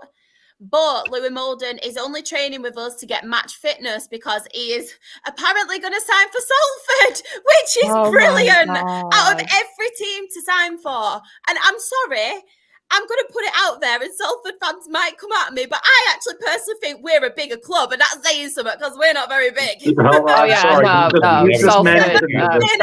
just mentioned. Salford don't have fans. Shy, you contradicted yourself there saying any Salford fans. There's none. They don't exist. No, but it's because I'm being really nice here because someone's invited me on their podcast, a Salford fan, so I don't want to be mean, but I think we're a bigger club. I only joke sometimes. You don't need to think. Do you know what the worst thing was? Salford are a proper non-league club that are way above the station and have hit the top level they're ever going to get to. Yeah. But this the is ground's shit. This is what makes me sad though, because I think even though we're National League, and don't get me wrong, we are National League, but our stadium's not, don't get me wrong, there's better stadiums out there, but ours is decent. Louis Molden has met with Jim McNulty. I'm sure I don't have to go to Rochdale and piss in a shipping container. All right, that's all I'm going to have to say. Yeah. Bloody crap. No other fans do, but if you do come to Rochdale, make sure you have to. Yeah, radioactive me. I'm joking. Don't want to get my Welsh germs everywhere, see. But yeah, it sounds mad because I've said it time and time again. He's so much better than Rochdale. Don't get me wrong, Louis Molden, and he is more than capable of playing in the EFL, and he deserves a chance of playing in the EFL. But I just think if he came to Rochdale and he was playing really well under Jim McNulty, and he had that confidence. When he went up to leagues, obviously, and played for Northampton, a lot of Northampton fans didn't really rate him, and he didn't play as good for them. So I feel like with Rochdale, even though it is a step down, sorry, I've got my pen, I'm in proper thinking mode now. He's used to playing National League. I think under Jim McNulty and these players, he has got a chance of maybe not getting promoted this season. I think we'll be up there because I think we've made some really good signings, and a lot of people haven't really put us up there because there's other teams like Barnet and things like that who are obviously signing a lot more players, your Forest Greens and things. But we have got some really good players, and I think under Jim McNulty and with us, it can kind of build on that and maybe sign for us, find your feet, and then even next year or the year after an EFL club and get your dream move then, if we've not then progressed to the EFL. But I know our owners and Jim McNulty have got a plan, and they want within the next couple of years to get promoted and back to the EFL. So there's a really stable and doable plan there. So I just think with Louis Molden, Salford, yes, they are in the EFL now,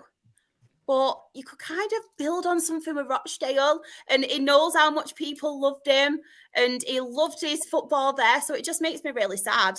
It's a bit like the Keane Hayes situation. Sometimes, though, Shaw, they'll realise that the grass isn't always greener on the other side. I know. Probably the fact that I go on about them every week and they don't want it. So they're like, yeah, go away. But yeah, but no, there's not really much going on with Dale at the minute. I think I know we need a goalkeeper because we've only got Brad Kelly. I would have loved to have our own goalkeeper as well, because I feel like for a couple of seasons now, and I know we did have Richard O'Donnell for that year when we did get relegated and we bought him. He was our own keeper. But I feel like with us, we are relying too much on loan keepers, and I'd really love to have someone, especially because at the minute we are signing players now and we can do it on 2-year contracts since the takeover. So I really would like our own keeper, because I feel like we're in the same situation every season with a goalkeeper. And I don't want to keep saying it as well, because I like Brad Kelly. He's been with us since obviously through our academies and stuff, but I feel like they kind of not putting the trust in Brad Kelly. Is our second string keeper. He's not really got that experience. So Jim McNulty probably doesn't think he's good enough. When we have seen him, he's not really been good enough either, us fans. And that's nothing against him. I just don't think he's had that experience or game time. So, yeah, I just feel like we're in the same predicament every season. And it's really beginning to stress me out. Because I feel like we have got such a good team as well, like on paper. And I feel like with us, and I'm not going to say we're going to piss the league and we're not going to win it or anything, but I feel like we are capable of at least getting playoffs. And not many people are talking about us, which I think is a bonus as well. So I don't think there's as much pressure. No. But yeah, that's it. Excited. I'm excited. Don't get me wrong. And obviously, It's going to work itself out. You've got to find those players essentially. So I don't know why as well, Luke. Could have brought back Tiernan Brooks, sure. Oh, wait. The thing is with Tiernan Brooks, right? And I'm so glad you've got Tiernan Brooks because I like Tiernan Brooks, but Jim McNulty obviously didn't want him, or we weren't linked with him, or you've got him in time because you've got him. Like, there were no links with us with Tiernan Brooks. He was on loan to us. He went off to international duty. Jacob Chapman then came in. Tiernan Brooks didn't then get back in. So we didn't want to sign him, or you got him. So I'm not that upset about that. I'm glad you got him, and I hope he does well. Would it bug you, Shah, if actually people, like say Jim McNulty picked up the phone to players and said, look, I know we're not going to be one of those clubs that you will look at and think, yeah, that's an exciting project or whatever. But what I want you to do is help us achieve to be an exciting project. And if it doesn't work out, you're free to go to wherever. But in that process, you've sort of not got to say that you can use us as a stepping stone, but come in, show us what you can do. If you can help us get to where we want to get, we'll help you get to where you want to get. And almost like give them a promise that if they can do the business for you, we'll let you make that next move if you want. What I absolutely love right now about this with Jim McNulty, and I know players obviously say it in their interviews and when they're signing for us, but every single person has said, I've came to Rochdale because of what the manager said. And I've actually forgot as well, we've signed a class defender. Where the bloody hell has it gone on Friday? And apparently it was linked with EFL clubs. I think Wimbledon was one of them. And I actually put a tweet on it. I don't know if any of you guys seen it, but I can't. Let me try and find it. But anyway, his dad actually quote tweeted it and said, and this was the image of him actually signing for us and all set in stone. And he said, it's so refreshing to speak to a manager and a club who have lovely staff, no messing around after the day we've had. And that, for me, after the last few seasons as a Rochdale fan, was so refreshing to see. And this kid, I cannot remember for the life of me. There he is. Sam Beckwith. And is a left-sided defender, and he signed a 2-year deal with us. And apparently there was a couple of EFL clubs involved with him. He got in National League Team of the Season as well last season. But seeing that tweet from his dad was just amazing, because I think this is all Jim McNulty and what he's brought to the club. Every player who signed for us has said the project that the manager has said and the style of football fits really well with us. So obviously that's amazing. And I just think with us, we're not one of them teams. And if they've come out, the owners, and said, we're not going to be splashing the cash like other clubs have done, which I completely get. They just want to sustain the club short term, and then obviously build stuff long term. And they want to get it to a point where they're not just relying on what happens with football. They want to do business things. They want to build a gym there. They want to look for training facilities and things like that, which is so like music to our ears, because we've never had our own training facilities. We've always had to rent somewhere or do things, but they actually want to build it, which is just so good. Amazing.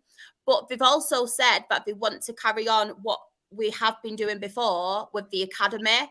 And obviously, it's hard at the minute because we've not been able to get the funding for the academy, because in National League, the first year you do, and then it's 50%, I think, and then basically nothing after that. But they're looking at other like things to do with the academy to bring them on, because they still want to be that club, like build up your young players and then sell them on, which we've always been that. But yeah, I think with Dale, if we can keep Devante Rodney fit 100%, because you think what happened with him last season, and then when he did come back after illness, and even in his interview, he turned around and said, I was always going to sign a contract for the club. Even though he was linked with EFL clubs, he said, I'm happy at Rochdale. The fans, the staff, the manager, the players are a massive part of that. There were no doubt in my mind I was going to sign for him. It was just timings and stuff, because I think him and his family went on holiday, and it clashed with obviously Jim McNulty going on holiday. I think Cairo Mitchell as well, if he gets the confidence that he had at the beginning of last season, I think he'll do well. You can't write Ian Henderson off either. I know he's going to be 40, but you can never write Ian Henderson off. We've got a few creative midfielders now. Obviously, I've mentioned Harvey Gilmore and stuff. And a lot of these players we are bringing in are young talents. And what I'm really impressed about is the fact that we've been able to sign them on 2-year contracts as well. So, yeah, I'm excited. Don't get me wrong. I think once we get a goalkeeper, I'll be more like chilled about it, but I think we will have a lot of trialists as well, and I don't think Jim McNulty will rush into that like last season. He didn't.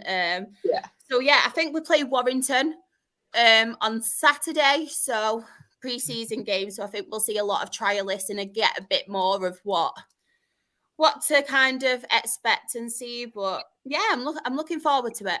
I'm looking forward to it. I love how Kieran's gone up as well, because I'm talking shit about Dale for so long.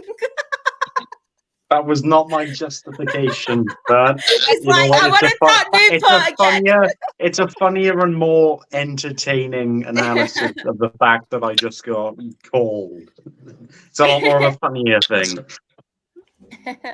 I just pissy means really quickly as well. I just want to obviously mention people in the chat.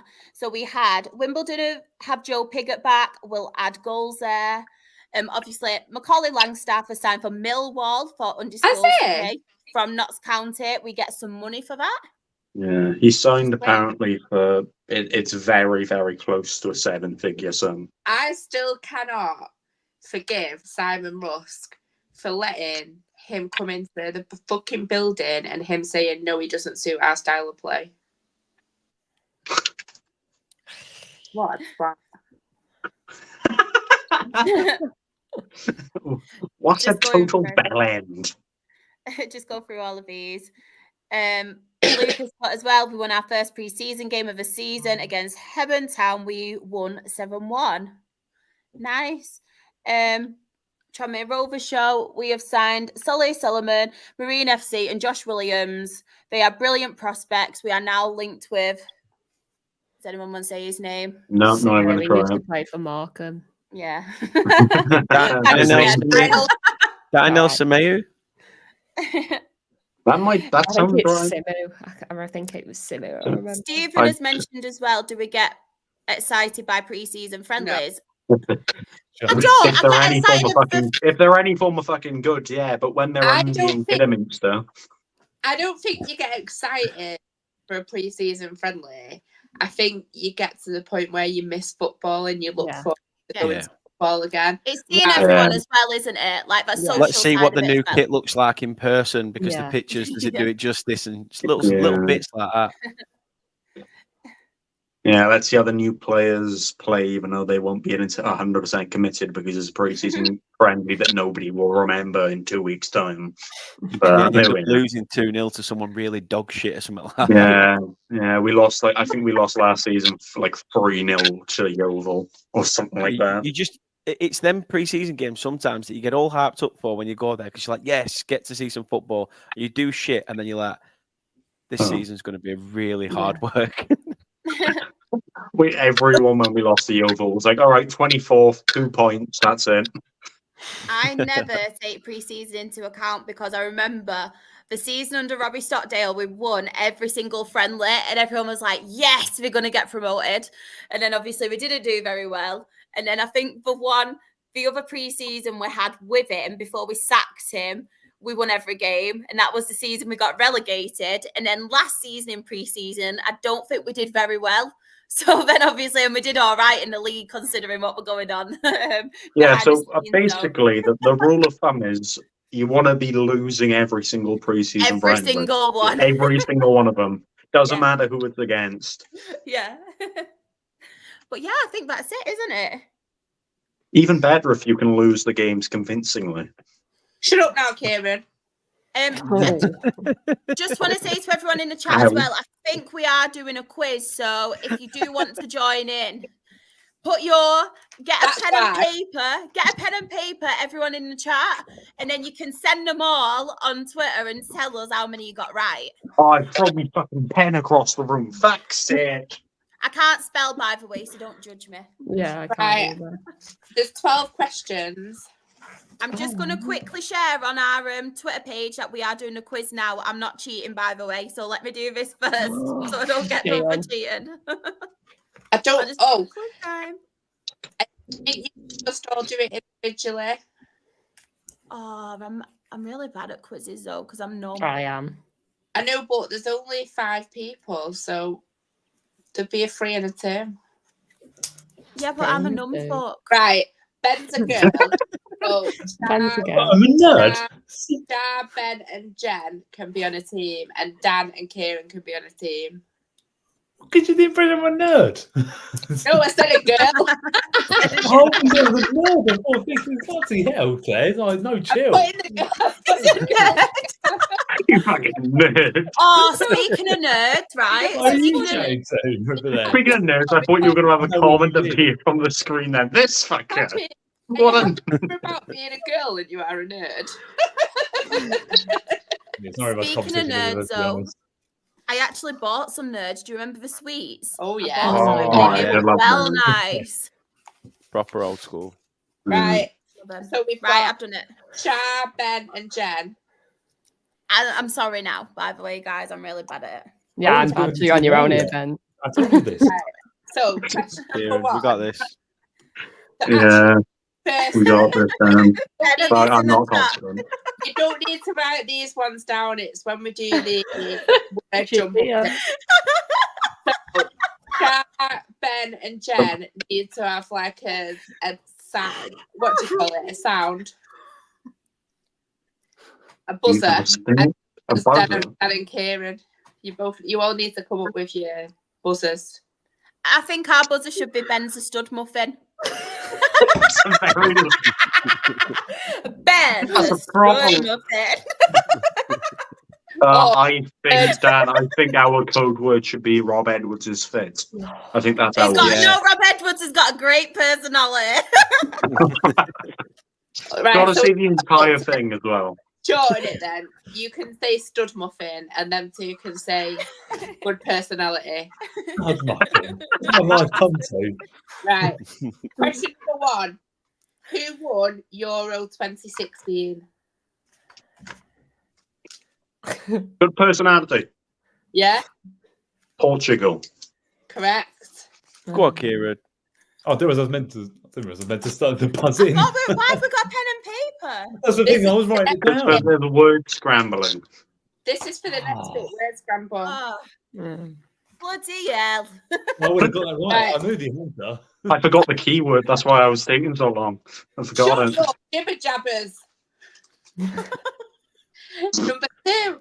How many goals have Spain scored this year in the Euros? Good personality. Yeah, 8. -1 point. Oh, for fuck's sake, Dan! It's not wrong, but sorry, it's wrong, but I'm not minusing your points because I won't keep up. Oh. But it's the other team's guessing now. Yeah. I need to work this They get out the now. time limit. What did you Do we have a time? How many did you score in our opening game? 3 in the opening game is Croatia. So 3. Next game. I can't remember the other one. I can't remember the other Was one. it just like what was it? It's hard, isn't it? Remember them They've all. beaten Italy, isn't it? They beat Italy, didn't they? They beat Italy? Yeah. Was it just the one goal? Oh. One. Or was it two? Someone told me it was 2. Two. So I think it might be 5. 2. And I forgot who else was in that group. Albania, wasn't it? Albania. They won 1-0, didn't they? I think in that game. And then obviously last 16, Georgia. No, Georgia was quarterfinals when Georgia was quarterfinals, wasn't it? Or sorry, last 16. So that's 2. And then quarterfinals. Obviously Germany, wasn't it? So 2. And obviously France. 2. Boom. Right. How does that add up to, Shaw? Have you been writing them down? Yeah, so I've got a 3. I got a failed maths, by the way. Right. You've got 10 seconds now. I've got 3. So 8. Are we getting another go if they get it wrong, or are we just ending the question? Here, shut up. I'm trying to hear. It's either 14 or 15. Did Spain win 1-0 or Georgia? 1. Final answer now, or you? 10. Go 10. No, it's 14 or 15. 14. All right, 14. 14. Right, incorrect. Oh, It's 13. for God's Wasn't it 3-1 against Georgia as well? I could have sworn it was 3-1. I love how Shaw was so confident. It's 14 or 15. 13. I was close. I was close. Question. Question. Just carry on. Carry on. Carry on. Question number 3. Just carry on. Oh my God. Who did Croatia play in their last European or Euros match this year? Good personality. Yeah. Italy. Pardon? Italy. Yeah. I need to be more quick, but I'm totally like I'm reading the chat more than I'm concentrating. The best thing about this I'm is Kieran's intrigued. going to have studied the Euros as a whole, where I've just been like, yeah, England, let's think about England. Yeah. Let's look at all these teams. Number 4 is who was in Albania's qualifying group? You need to name every team. Yeah, obviously. I can have a fucking Ben Scooby. said good muffin. Oh, nothing. Albania, obviously, Croatia, Italy, Spain. Yeah, so that's 4 points. Mother. Go of on, dragons. stud muffin, lad. Go on, stud muffin. Done nothing. Question number 5. How many Euro finals has Cristiano Ronaldo played in? Good personality. 2. I love how Kieran says it so miserable. He goes, good personality. Are you talking about how many finals, as in finals or actual European Championships? Oh, just Euros generally. But Ben got in there first, so what are you saying, Ben? Okay. You give me a chance, okay. 6. Incorrect. What? Oh, no. The final? Yeah, I said how many European Championships like he's played in. Right, Do I get- As in, final you mean the Euro. cup final. I said, is it You mean the cup final of the Euros? Oh, is that? Yeah. Oh, yeah. I Is said, it going yeah. to me now? Well, I feel like Ben didn't understand the question, so maybe Well, if that- We should It get a is point then if we didn't understand it. I think this should be null and voided. This is bullshit. I'm going to let you go. Come on, Kieran. Wait, what? Answer the question, Oh, it's okay? me. Oh, yeah, 1. Right, that's well wrong, so yeah. I had the answer. Is it 3? What's the It's two. question, It's a Ben? Oh, two No, finals, it's isn't it? 5. Oh, yeah, of course it's fine. I've got 16. Yeah, I know Is it's it 5, but I've got 2 fingers missing. Right. Question number 6. What nation has appeared in the most Euros tournaments generally? Oh, there's a fly. Sorry. Just trying to tell you answers. Which Got country? nothing. Yeah, Germany. yeah. Yes, stud muffin. I was torn then because technically I was trying to see how you was working it, whether it was Germany. Does that include West Germany, East Germany? So I was trying to look at it. So it. Drop me Number laptop. 7. Are you ready for this one? Who is the tallest player in this year's Euros? Stud Muffin. Yeah? Weghorst. No. Oh. Ha! Not only is the tallest, he's shit. Wow. You said, Damn, I'm giving you this answer. you haven't, mate. what the? Tallest guy in the Euros. Oh, shit. I'm going to have to say his name, Anna. Oh, you Oh, through. is it one we can't say Wow. then? I'm thinking someone like, I don't know whether he went, but I'm going to go for Milinkovic-Savic. Yeah? Oh. Oh. VAR. Get it checked. Question number 8. Everyone should get this one. So I'll take that. That was just a really wild stab in the Fastest fucking finger dog. first. Who is the oldest player? Stud Muffin. Yeah. I nearly said Luka Stud Muffin. Modric. No. Oh, fuck. Sorry, guys. All right, Dan, plenty of time, man. Oldest player in the tournament. I gotta be honest with you. Oh, Come on, guys, in the chat. See if you Yeah. know. But you're not allowed to copy the answer. I'm thinking here, Dan. You know, this isn't my answer here, but surely it's got to be Ronaldo, isn't it? Right, that's your answer, but no, it's Okay. not. Is it not Oh. Ronaldo? What? No, I don't think he's old. I think he's younger. Mr. Isn't he? Luke on it. Pepe. It's Oh, Pepe. yeah. Pepe. Of course it is. Pepe, 41. Pepe. Number 9.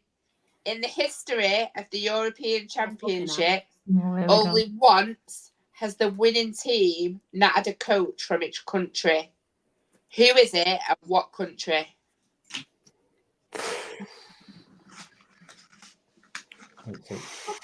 Good personality. No, wait. I don't know. No, wait. Well, you've already said it now. Personality. Oh, fuck. So, wait, the question was one team has won the Euros without the manager being from that nation, right? Nothing. Yeah. Uh, No, don't, because Kieran's already said good I've personality. already, fuck. We'll go shot in the dark. We'll go whoever Greece's manager was in 2004 We or need to whatever give the me year the was. name of the manager. I don't know his fucking name, I'll be honest with you. Right. Don't have a So Scooby. you've got 1 point for saying that, but the others could come in and get a point if they know If they the know I'm his name. out of it. I have no idea. Okay. That was a random shot in the dark, isn't it? Otto Yeah, we weren't going to be able to say that. You can't even fucking say it. You've got it written down. What was it? Shot a redneck. What's he Otto called? A shot around. Right, number 10. How many national teams have got an Italian manager in this year's European Championship?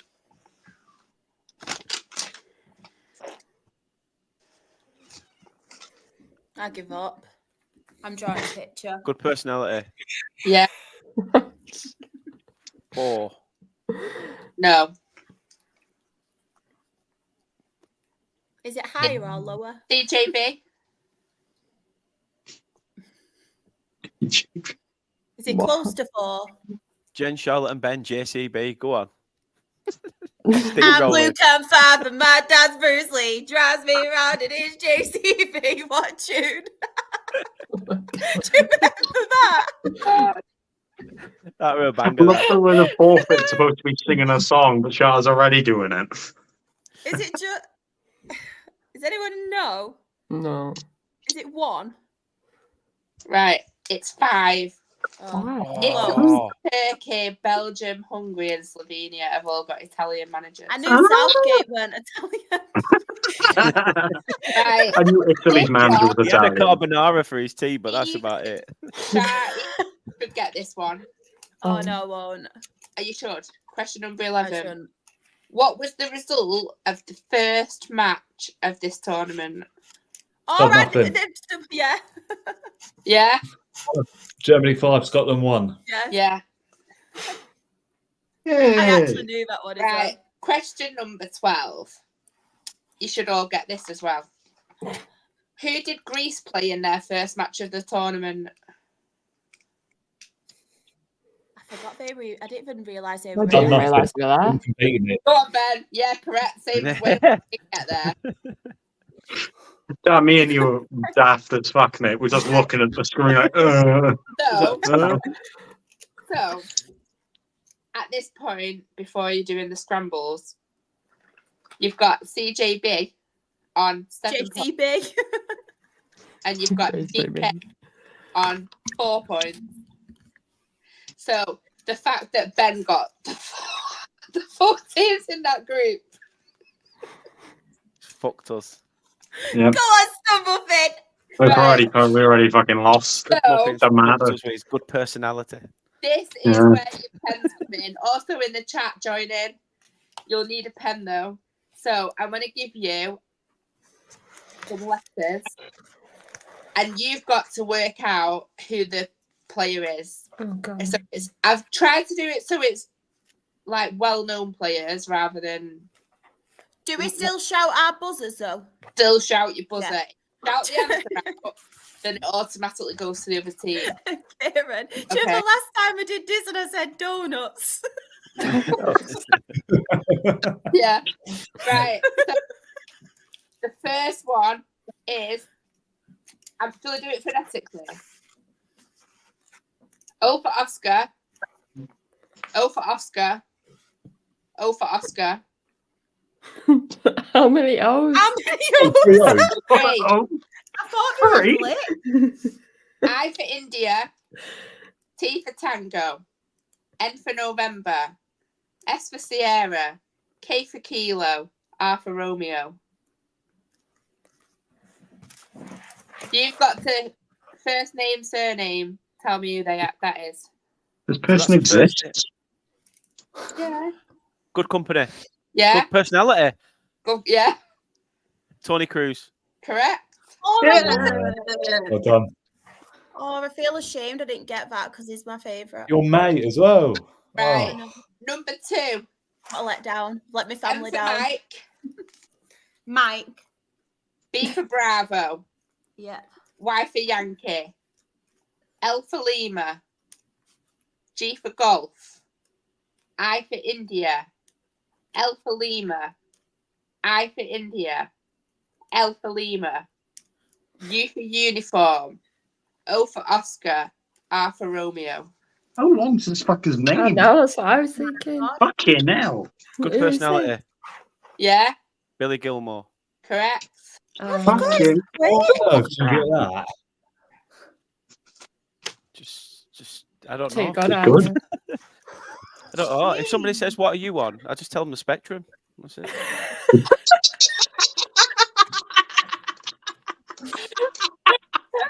Now who's winning? Still CJB by 1 point. But you've Going got down, some sisters. points yet. Right, number 3. S for Sierra. B for Bravo. A for Alpha. O for Oscar. V for Victor. I for India. L for Lima. N for November. A for Alpha. D for Delta. E for Echo. R for Romeo. R for Romeo. His name's wrong as well. I swear someone's... Oh, Stud Muffin. Yeah, Bernardo Silva. correct. Yes. Yeah. Oh, let's go. Bastard. Right, number 4. Sorry. I feel like Sam in the chat's a bit behind because he keeps putting him up. Oh, Sam. Right, number 4. K for Kilo. J for Juliet. E for Echo. D for Delta. B for Bravo. A for Alpha. N for November. A for Alpha. N for November. R for Romeo. You nearly spelled banana, then. Pardon? Nearly spelled banana there. Banana. Banana. Yeah, I know that. Dear.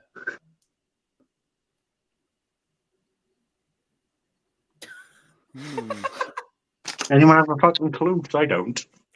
You do know him. Just keep looking.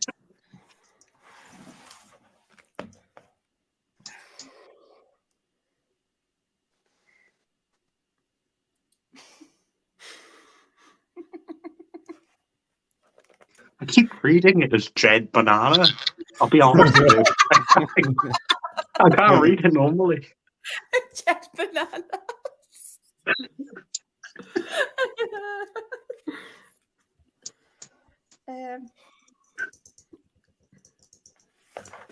Whoever this is needs a name change. Fucking hell.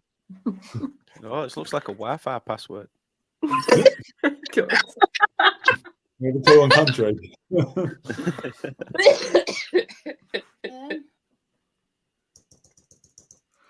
Oh dear, it's a tough one.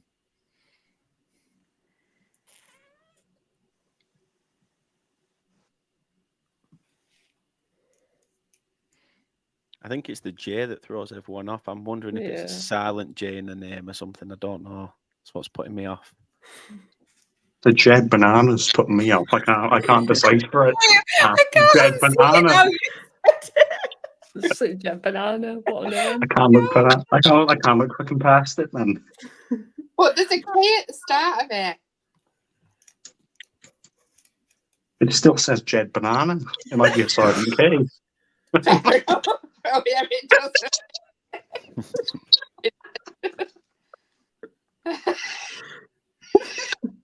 I didn't even notice that when I was putting it. That's great. Jed's about to pee herself laughing. Hold on, sir. Fucking Jed Banana, man. For fuck's sake.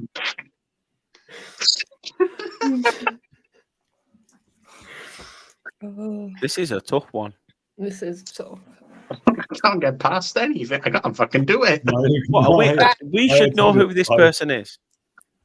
You do know who this person is. I'm gonna put my mortgage on it. Oh. I'll give you all a clue. First name, 3 letters, and it's not Jed. Oh. Poor Jed. Is it banana?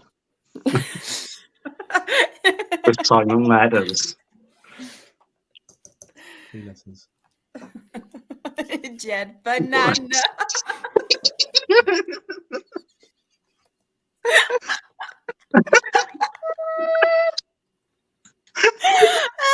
time I see a banana now, I'm going to call it Jed. Has no one in the chat got it either? Fucking none of us have it. Banana. Oh, man. We've got Jed Banana. That's the closest we've got. What the fuck is going on, man? Hey, Mambo. I'll give you a clue then.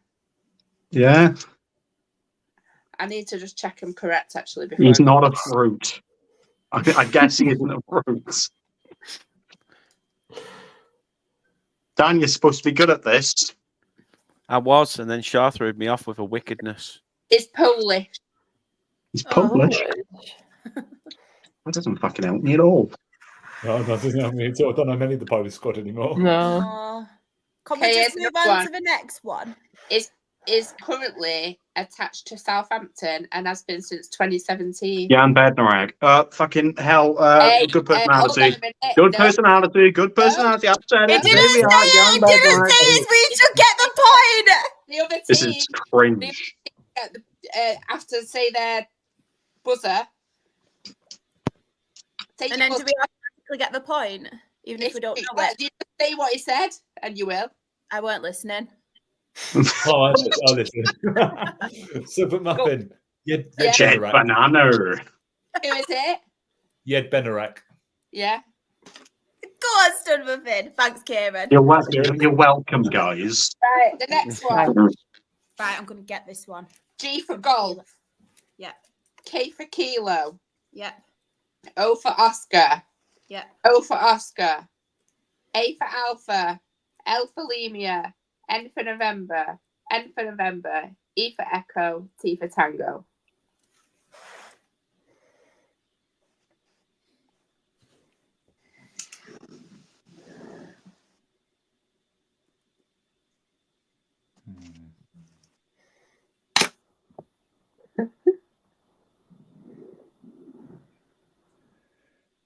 I can't wait for the losers to sing It's Coming Home.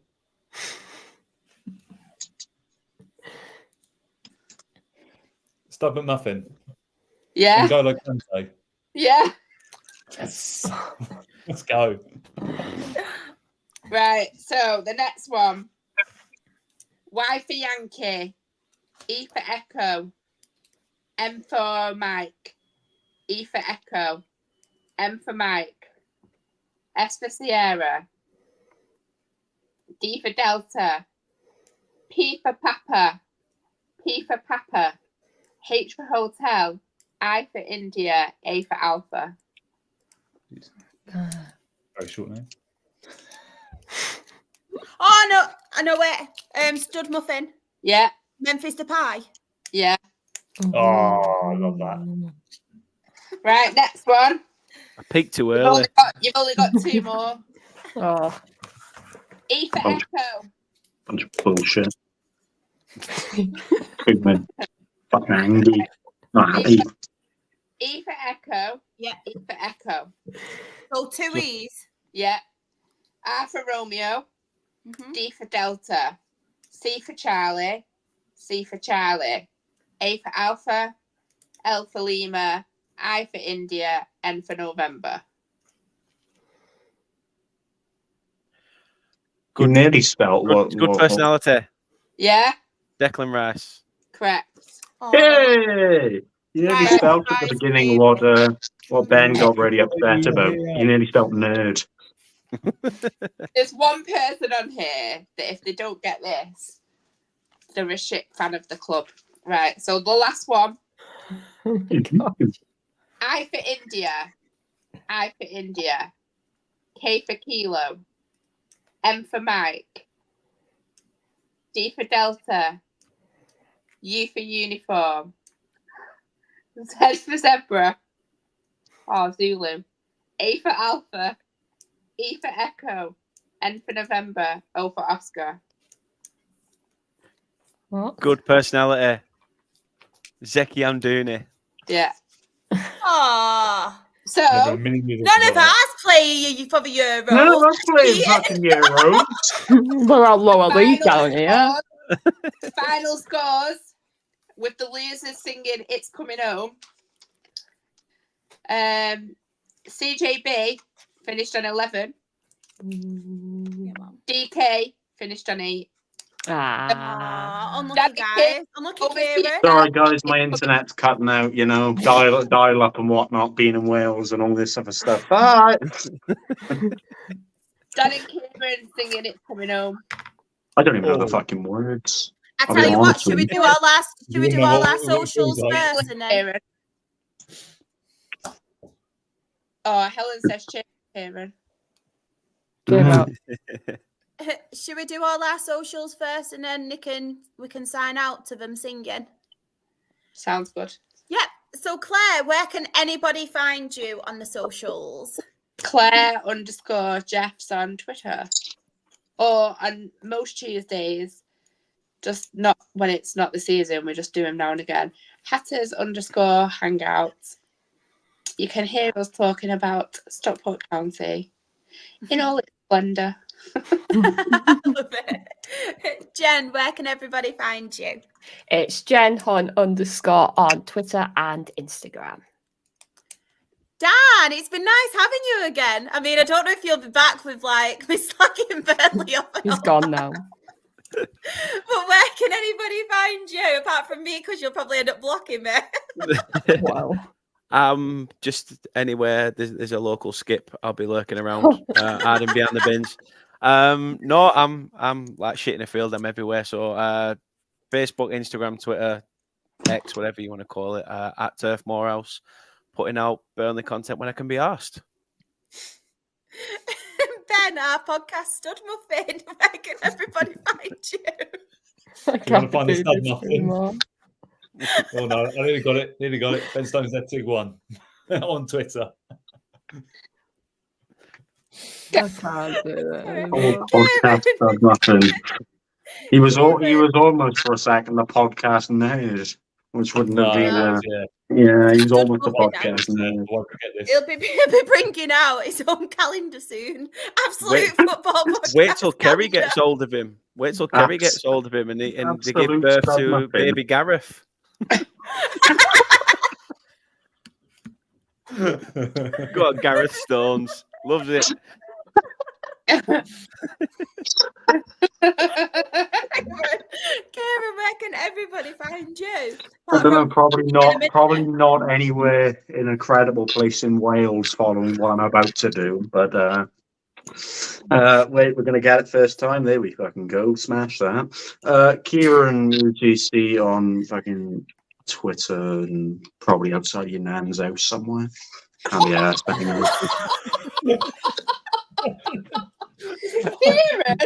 You know, honestly, like, you can't be fucking bothered. And fucking tamping. I think I'm just weed. I'm throwing me fucking post-it notes everywhere. Please make that your Twitter bio. Yeah. What neighbourhood watch have got better, haven't they? Probably singing barbecue outside your nan's house. Like. For anybody who's watching, lock your hands up. Playing her up. It's like you start hearing Barbie girl, right? And you're saying I'm booming. And yeah. Kieran's just procrastinating now. Oh my god. Yeah, I'm not procrastinating. I'm Hi, Kerry. this is a genuine. Sam's asked if you're single. Hey, damn the funny thing is.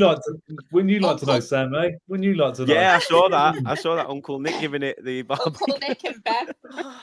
Hi, Ken. Oh, no, don't that remind me. I've killed just me. got over that still. That was so funny. Oh, and if anybody wants to find me as well, I am SharXREFC. That is on Twitter, Instagram, and TikTok.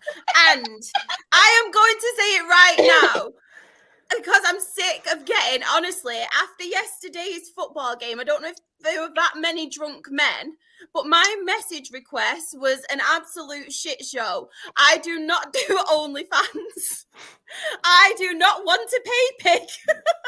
I do not want anybody's money. I am here for football content. That is it. That is it. So please stop. And I do not want any unsolicited pictures.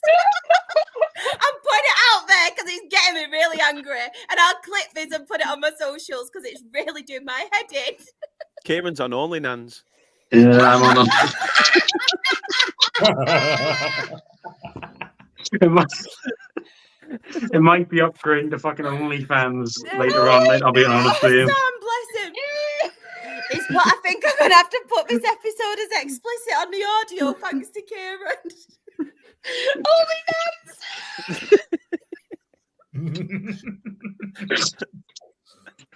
Is that a website? I don't know. Ask Kieran. I don't know. That's me. I'm not the program's Only Nans. Trying to get. God, that was funny. Oh, So man. what's I the just match from with an entire Elsie. pack. A match with I Elsie, just from an entire 79. pack of post-it notes all over the floor. Oh, I'm not happy. oh, man. I'm actually in fucking tears. And tempting. obviously, the most important ones, I don't know if we will be on next week because I think we might be cancelled. But if anybody wants to catch any of the other shows, so we have the Absolute Football Podcast. On Twitter, we are Absolute Ball Pod. On YouTube and Twitch, we are Absolute Football Podcast. On TikTok, we are Absolute Football Pod. On Instagram and Threads, we are the Absolute... No, we're not. We are Absolute Football Podcast _. On Facebook, we are the Absolute Football Podcast. On Monday, you can usually catch our Premier League and European show. On Wednesdays is our WSL and Women's Championship show. And then on Thursdays, if we're ever allowed to do one again, it is our lower league show where we cover the EFL Championship, League One, League Two, National League, the National League North and South, And I think tomorrow, I am not sure of the time, but due to the England match, obviously being on Wednesday, I think our WSL show is on Friday. So that will be tomorrow, but we will confirm a time. But yeah, I think that's everything. Singing time, I guess. Dan, I'm going to need you to take lead on this, mate, because I do not know the tempo or anything for this song. Stop lying. Why Yeah, you you lying? do. Everyone heard. Why No. you always Lying. lying? I wish I was lying. I genuinely don't. You know that meme of that Because kid I in back of Googled- car? I A Googled bullshit? the lyrics, and I Bullshit. didn't know that there was parts. I Googled at the lyrics, and I didn't know there was parts past "It's Coming Home." I thought it was just that. You just sing that bit then. No. Well, Yeah. Yeah, It's you can not go. It's backing vocals. coming home. It's Well, got I the knew that like, the 3 lines on the Right. shirt. I knew that existed. 3, 2, 1. Where are we starting from? Where are we starting Yeah, from? well, that's the question. You decide. Why don't if you United can't States sing it all though, fucking Kieran? Sing the national anthem. I have shit in my hands and clap. Can I do that instead? Start from It's Coming Home. Then that 3. ends on It's Coming Home, doesn't it? Yeah, the end on it's coming home, and there's like middle parts where it says it's coming home as well. Never stop me dreaming. That Right, so we'll start from 3 lines then. Okay. Yeah, I don't know. I'm guessing you'll just come in when It's Coming Home. Yeah, I In guess. fact, just so this segment can be clipped, I'll go quiet while you sing It's Coming Home bit, yeah? And then we'll just... Yeah, all right, sure. We need views, I guess. Right, We're go. desperate 3, for 'em. 2, 1, go. 3 lines on a shirt, jewels remain still gleaming. 30 years of... I had to think then. Never stop me dreaming. It's coming home. Coming home, It's it's coming home. coming home, it's coming, football's coming home, it's coming home, it's coming home, it's coming, football's coming home. Go on, Kieran. You all happy? So I'm fucking No, off. I carry hope on. you know. No, fuck right off my carrying on. All right, now for this final bit before you end the stream, you're shite and you're going to lose to Spain. Thank you. Feisty one, you are. Thank you. Thank you, bye. Oh, feisty Thank one. you. Tell her about. Thank you. Kieran's got no friends. I've gone fucking rogue. I have, man. I'm zooming. Hello, motherfucker. Thank you so much as well for everybody who joined in the chat. We really do appreciate it. And yeah, hopefully on Monday's show, don't forget, obviously, the WSL one tomorrow, but hopefully on Monday's show, we will all be happy, even Kieran, because football is Would've won money. coming home. I would have won money. Woo!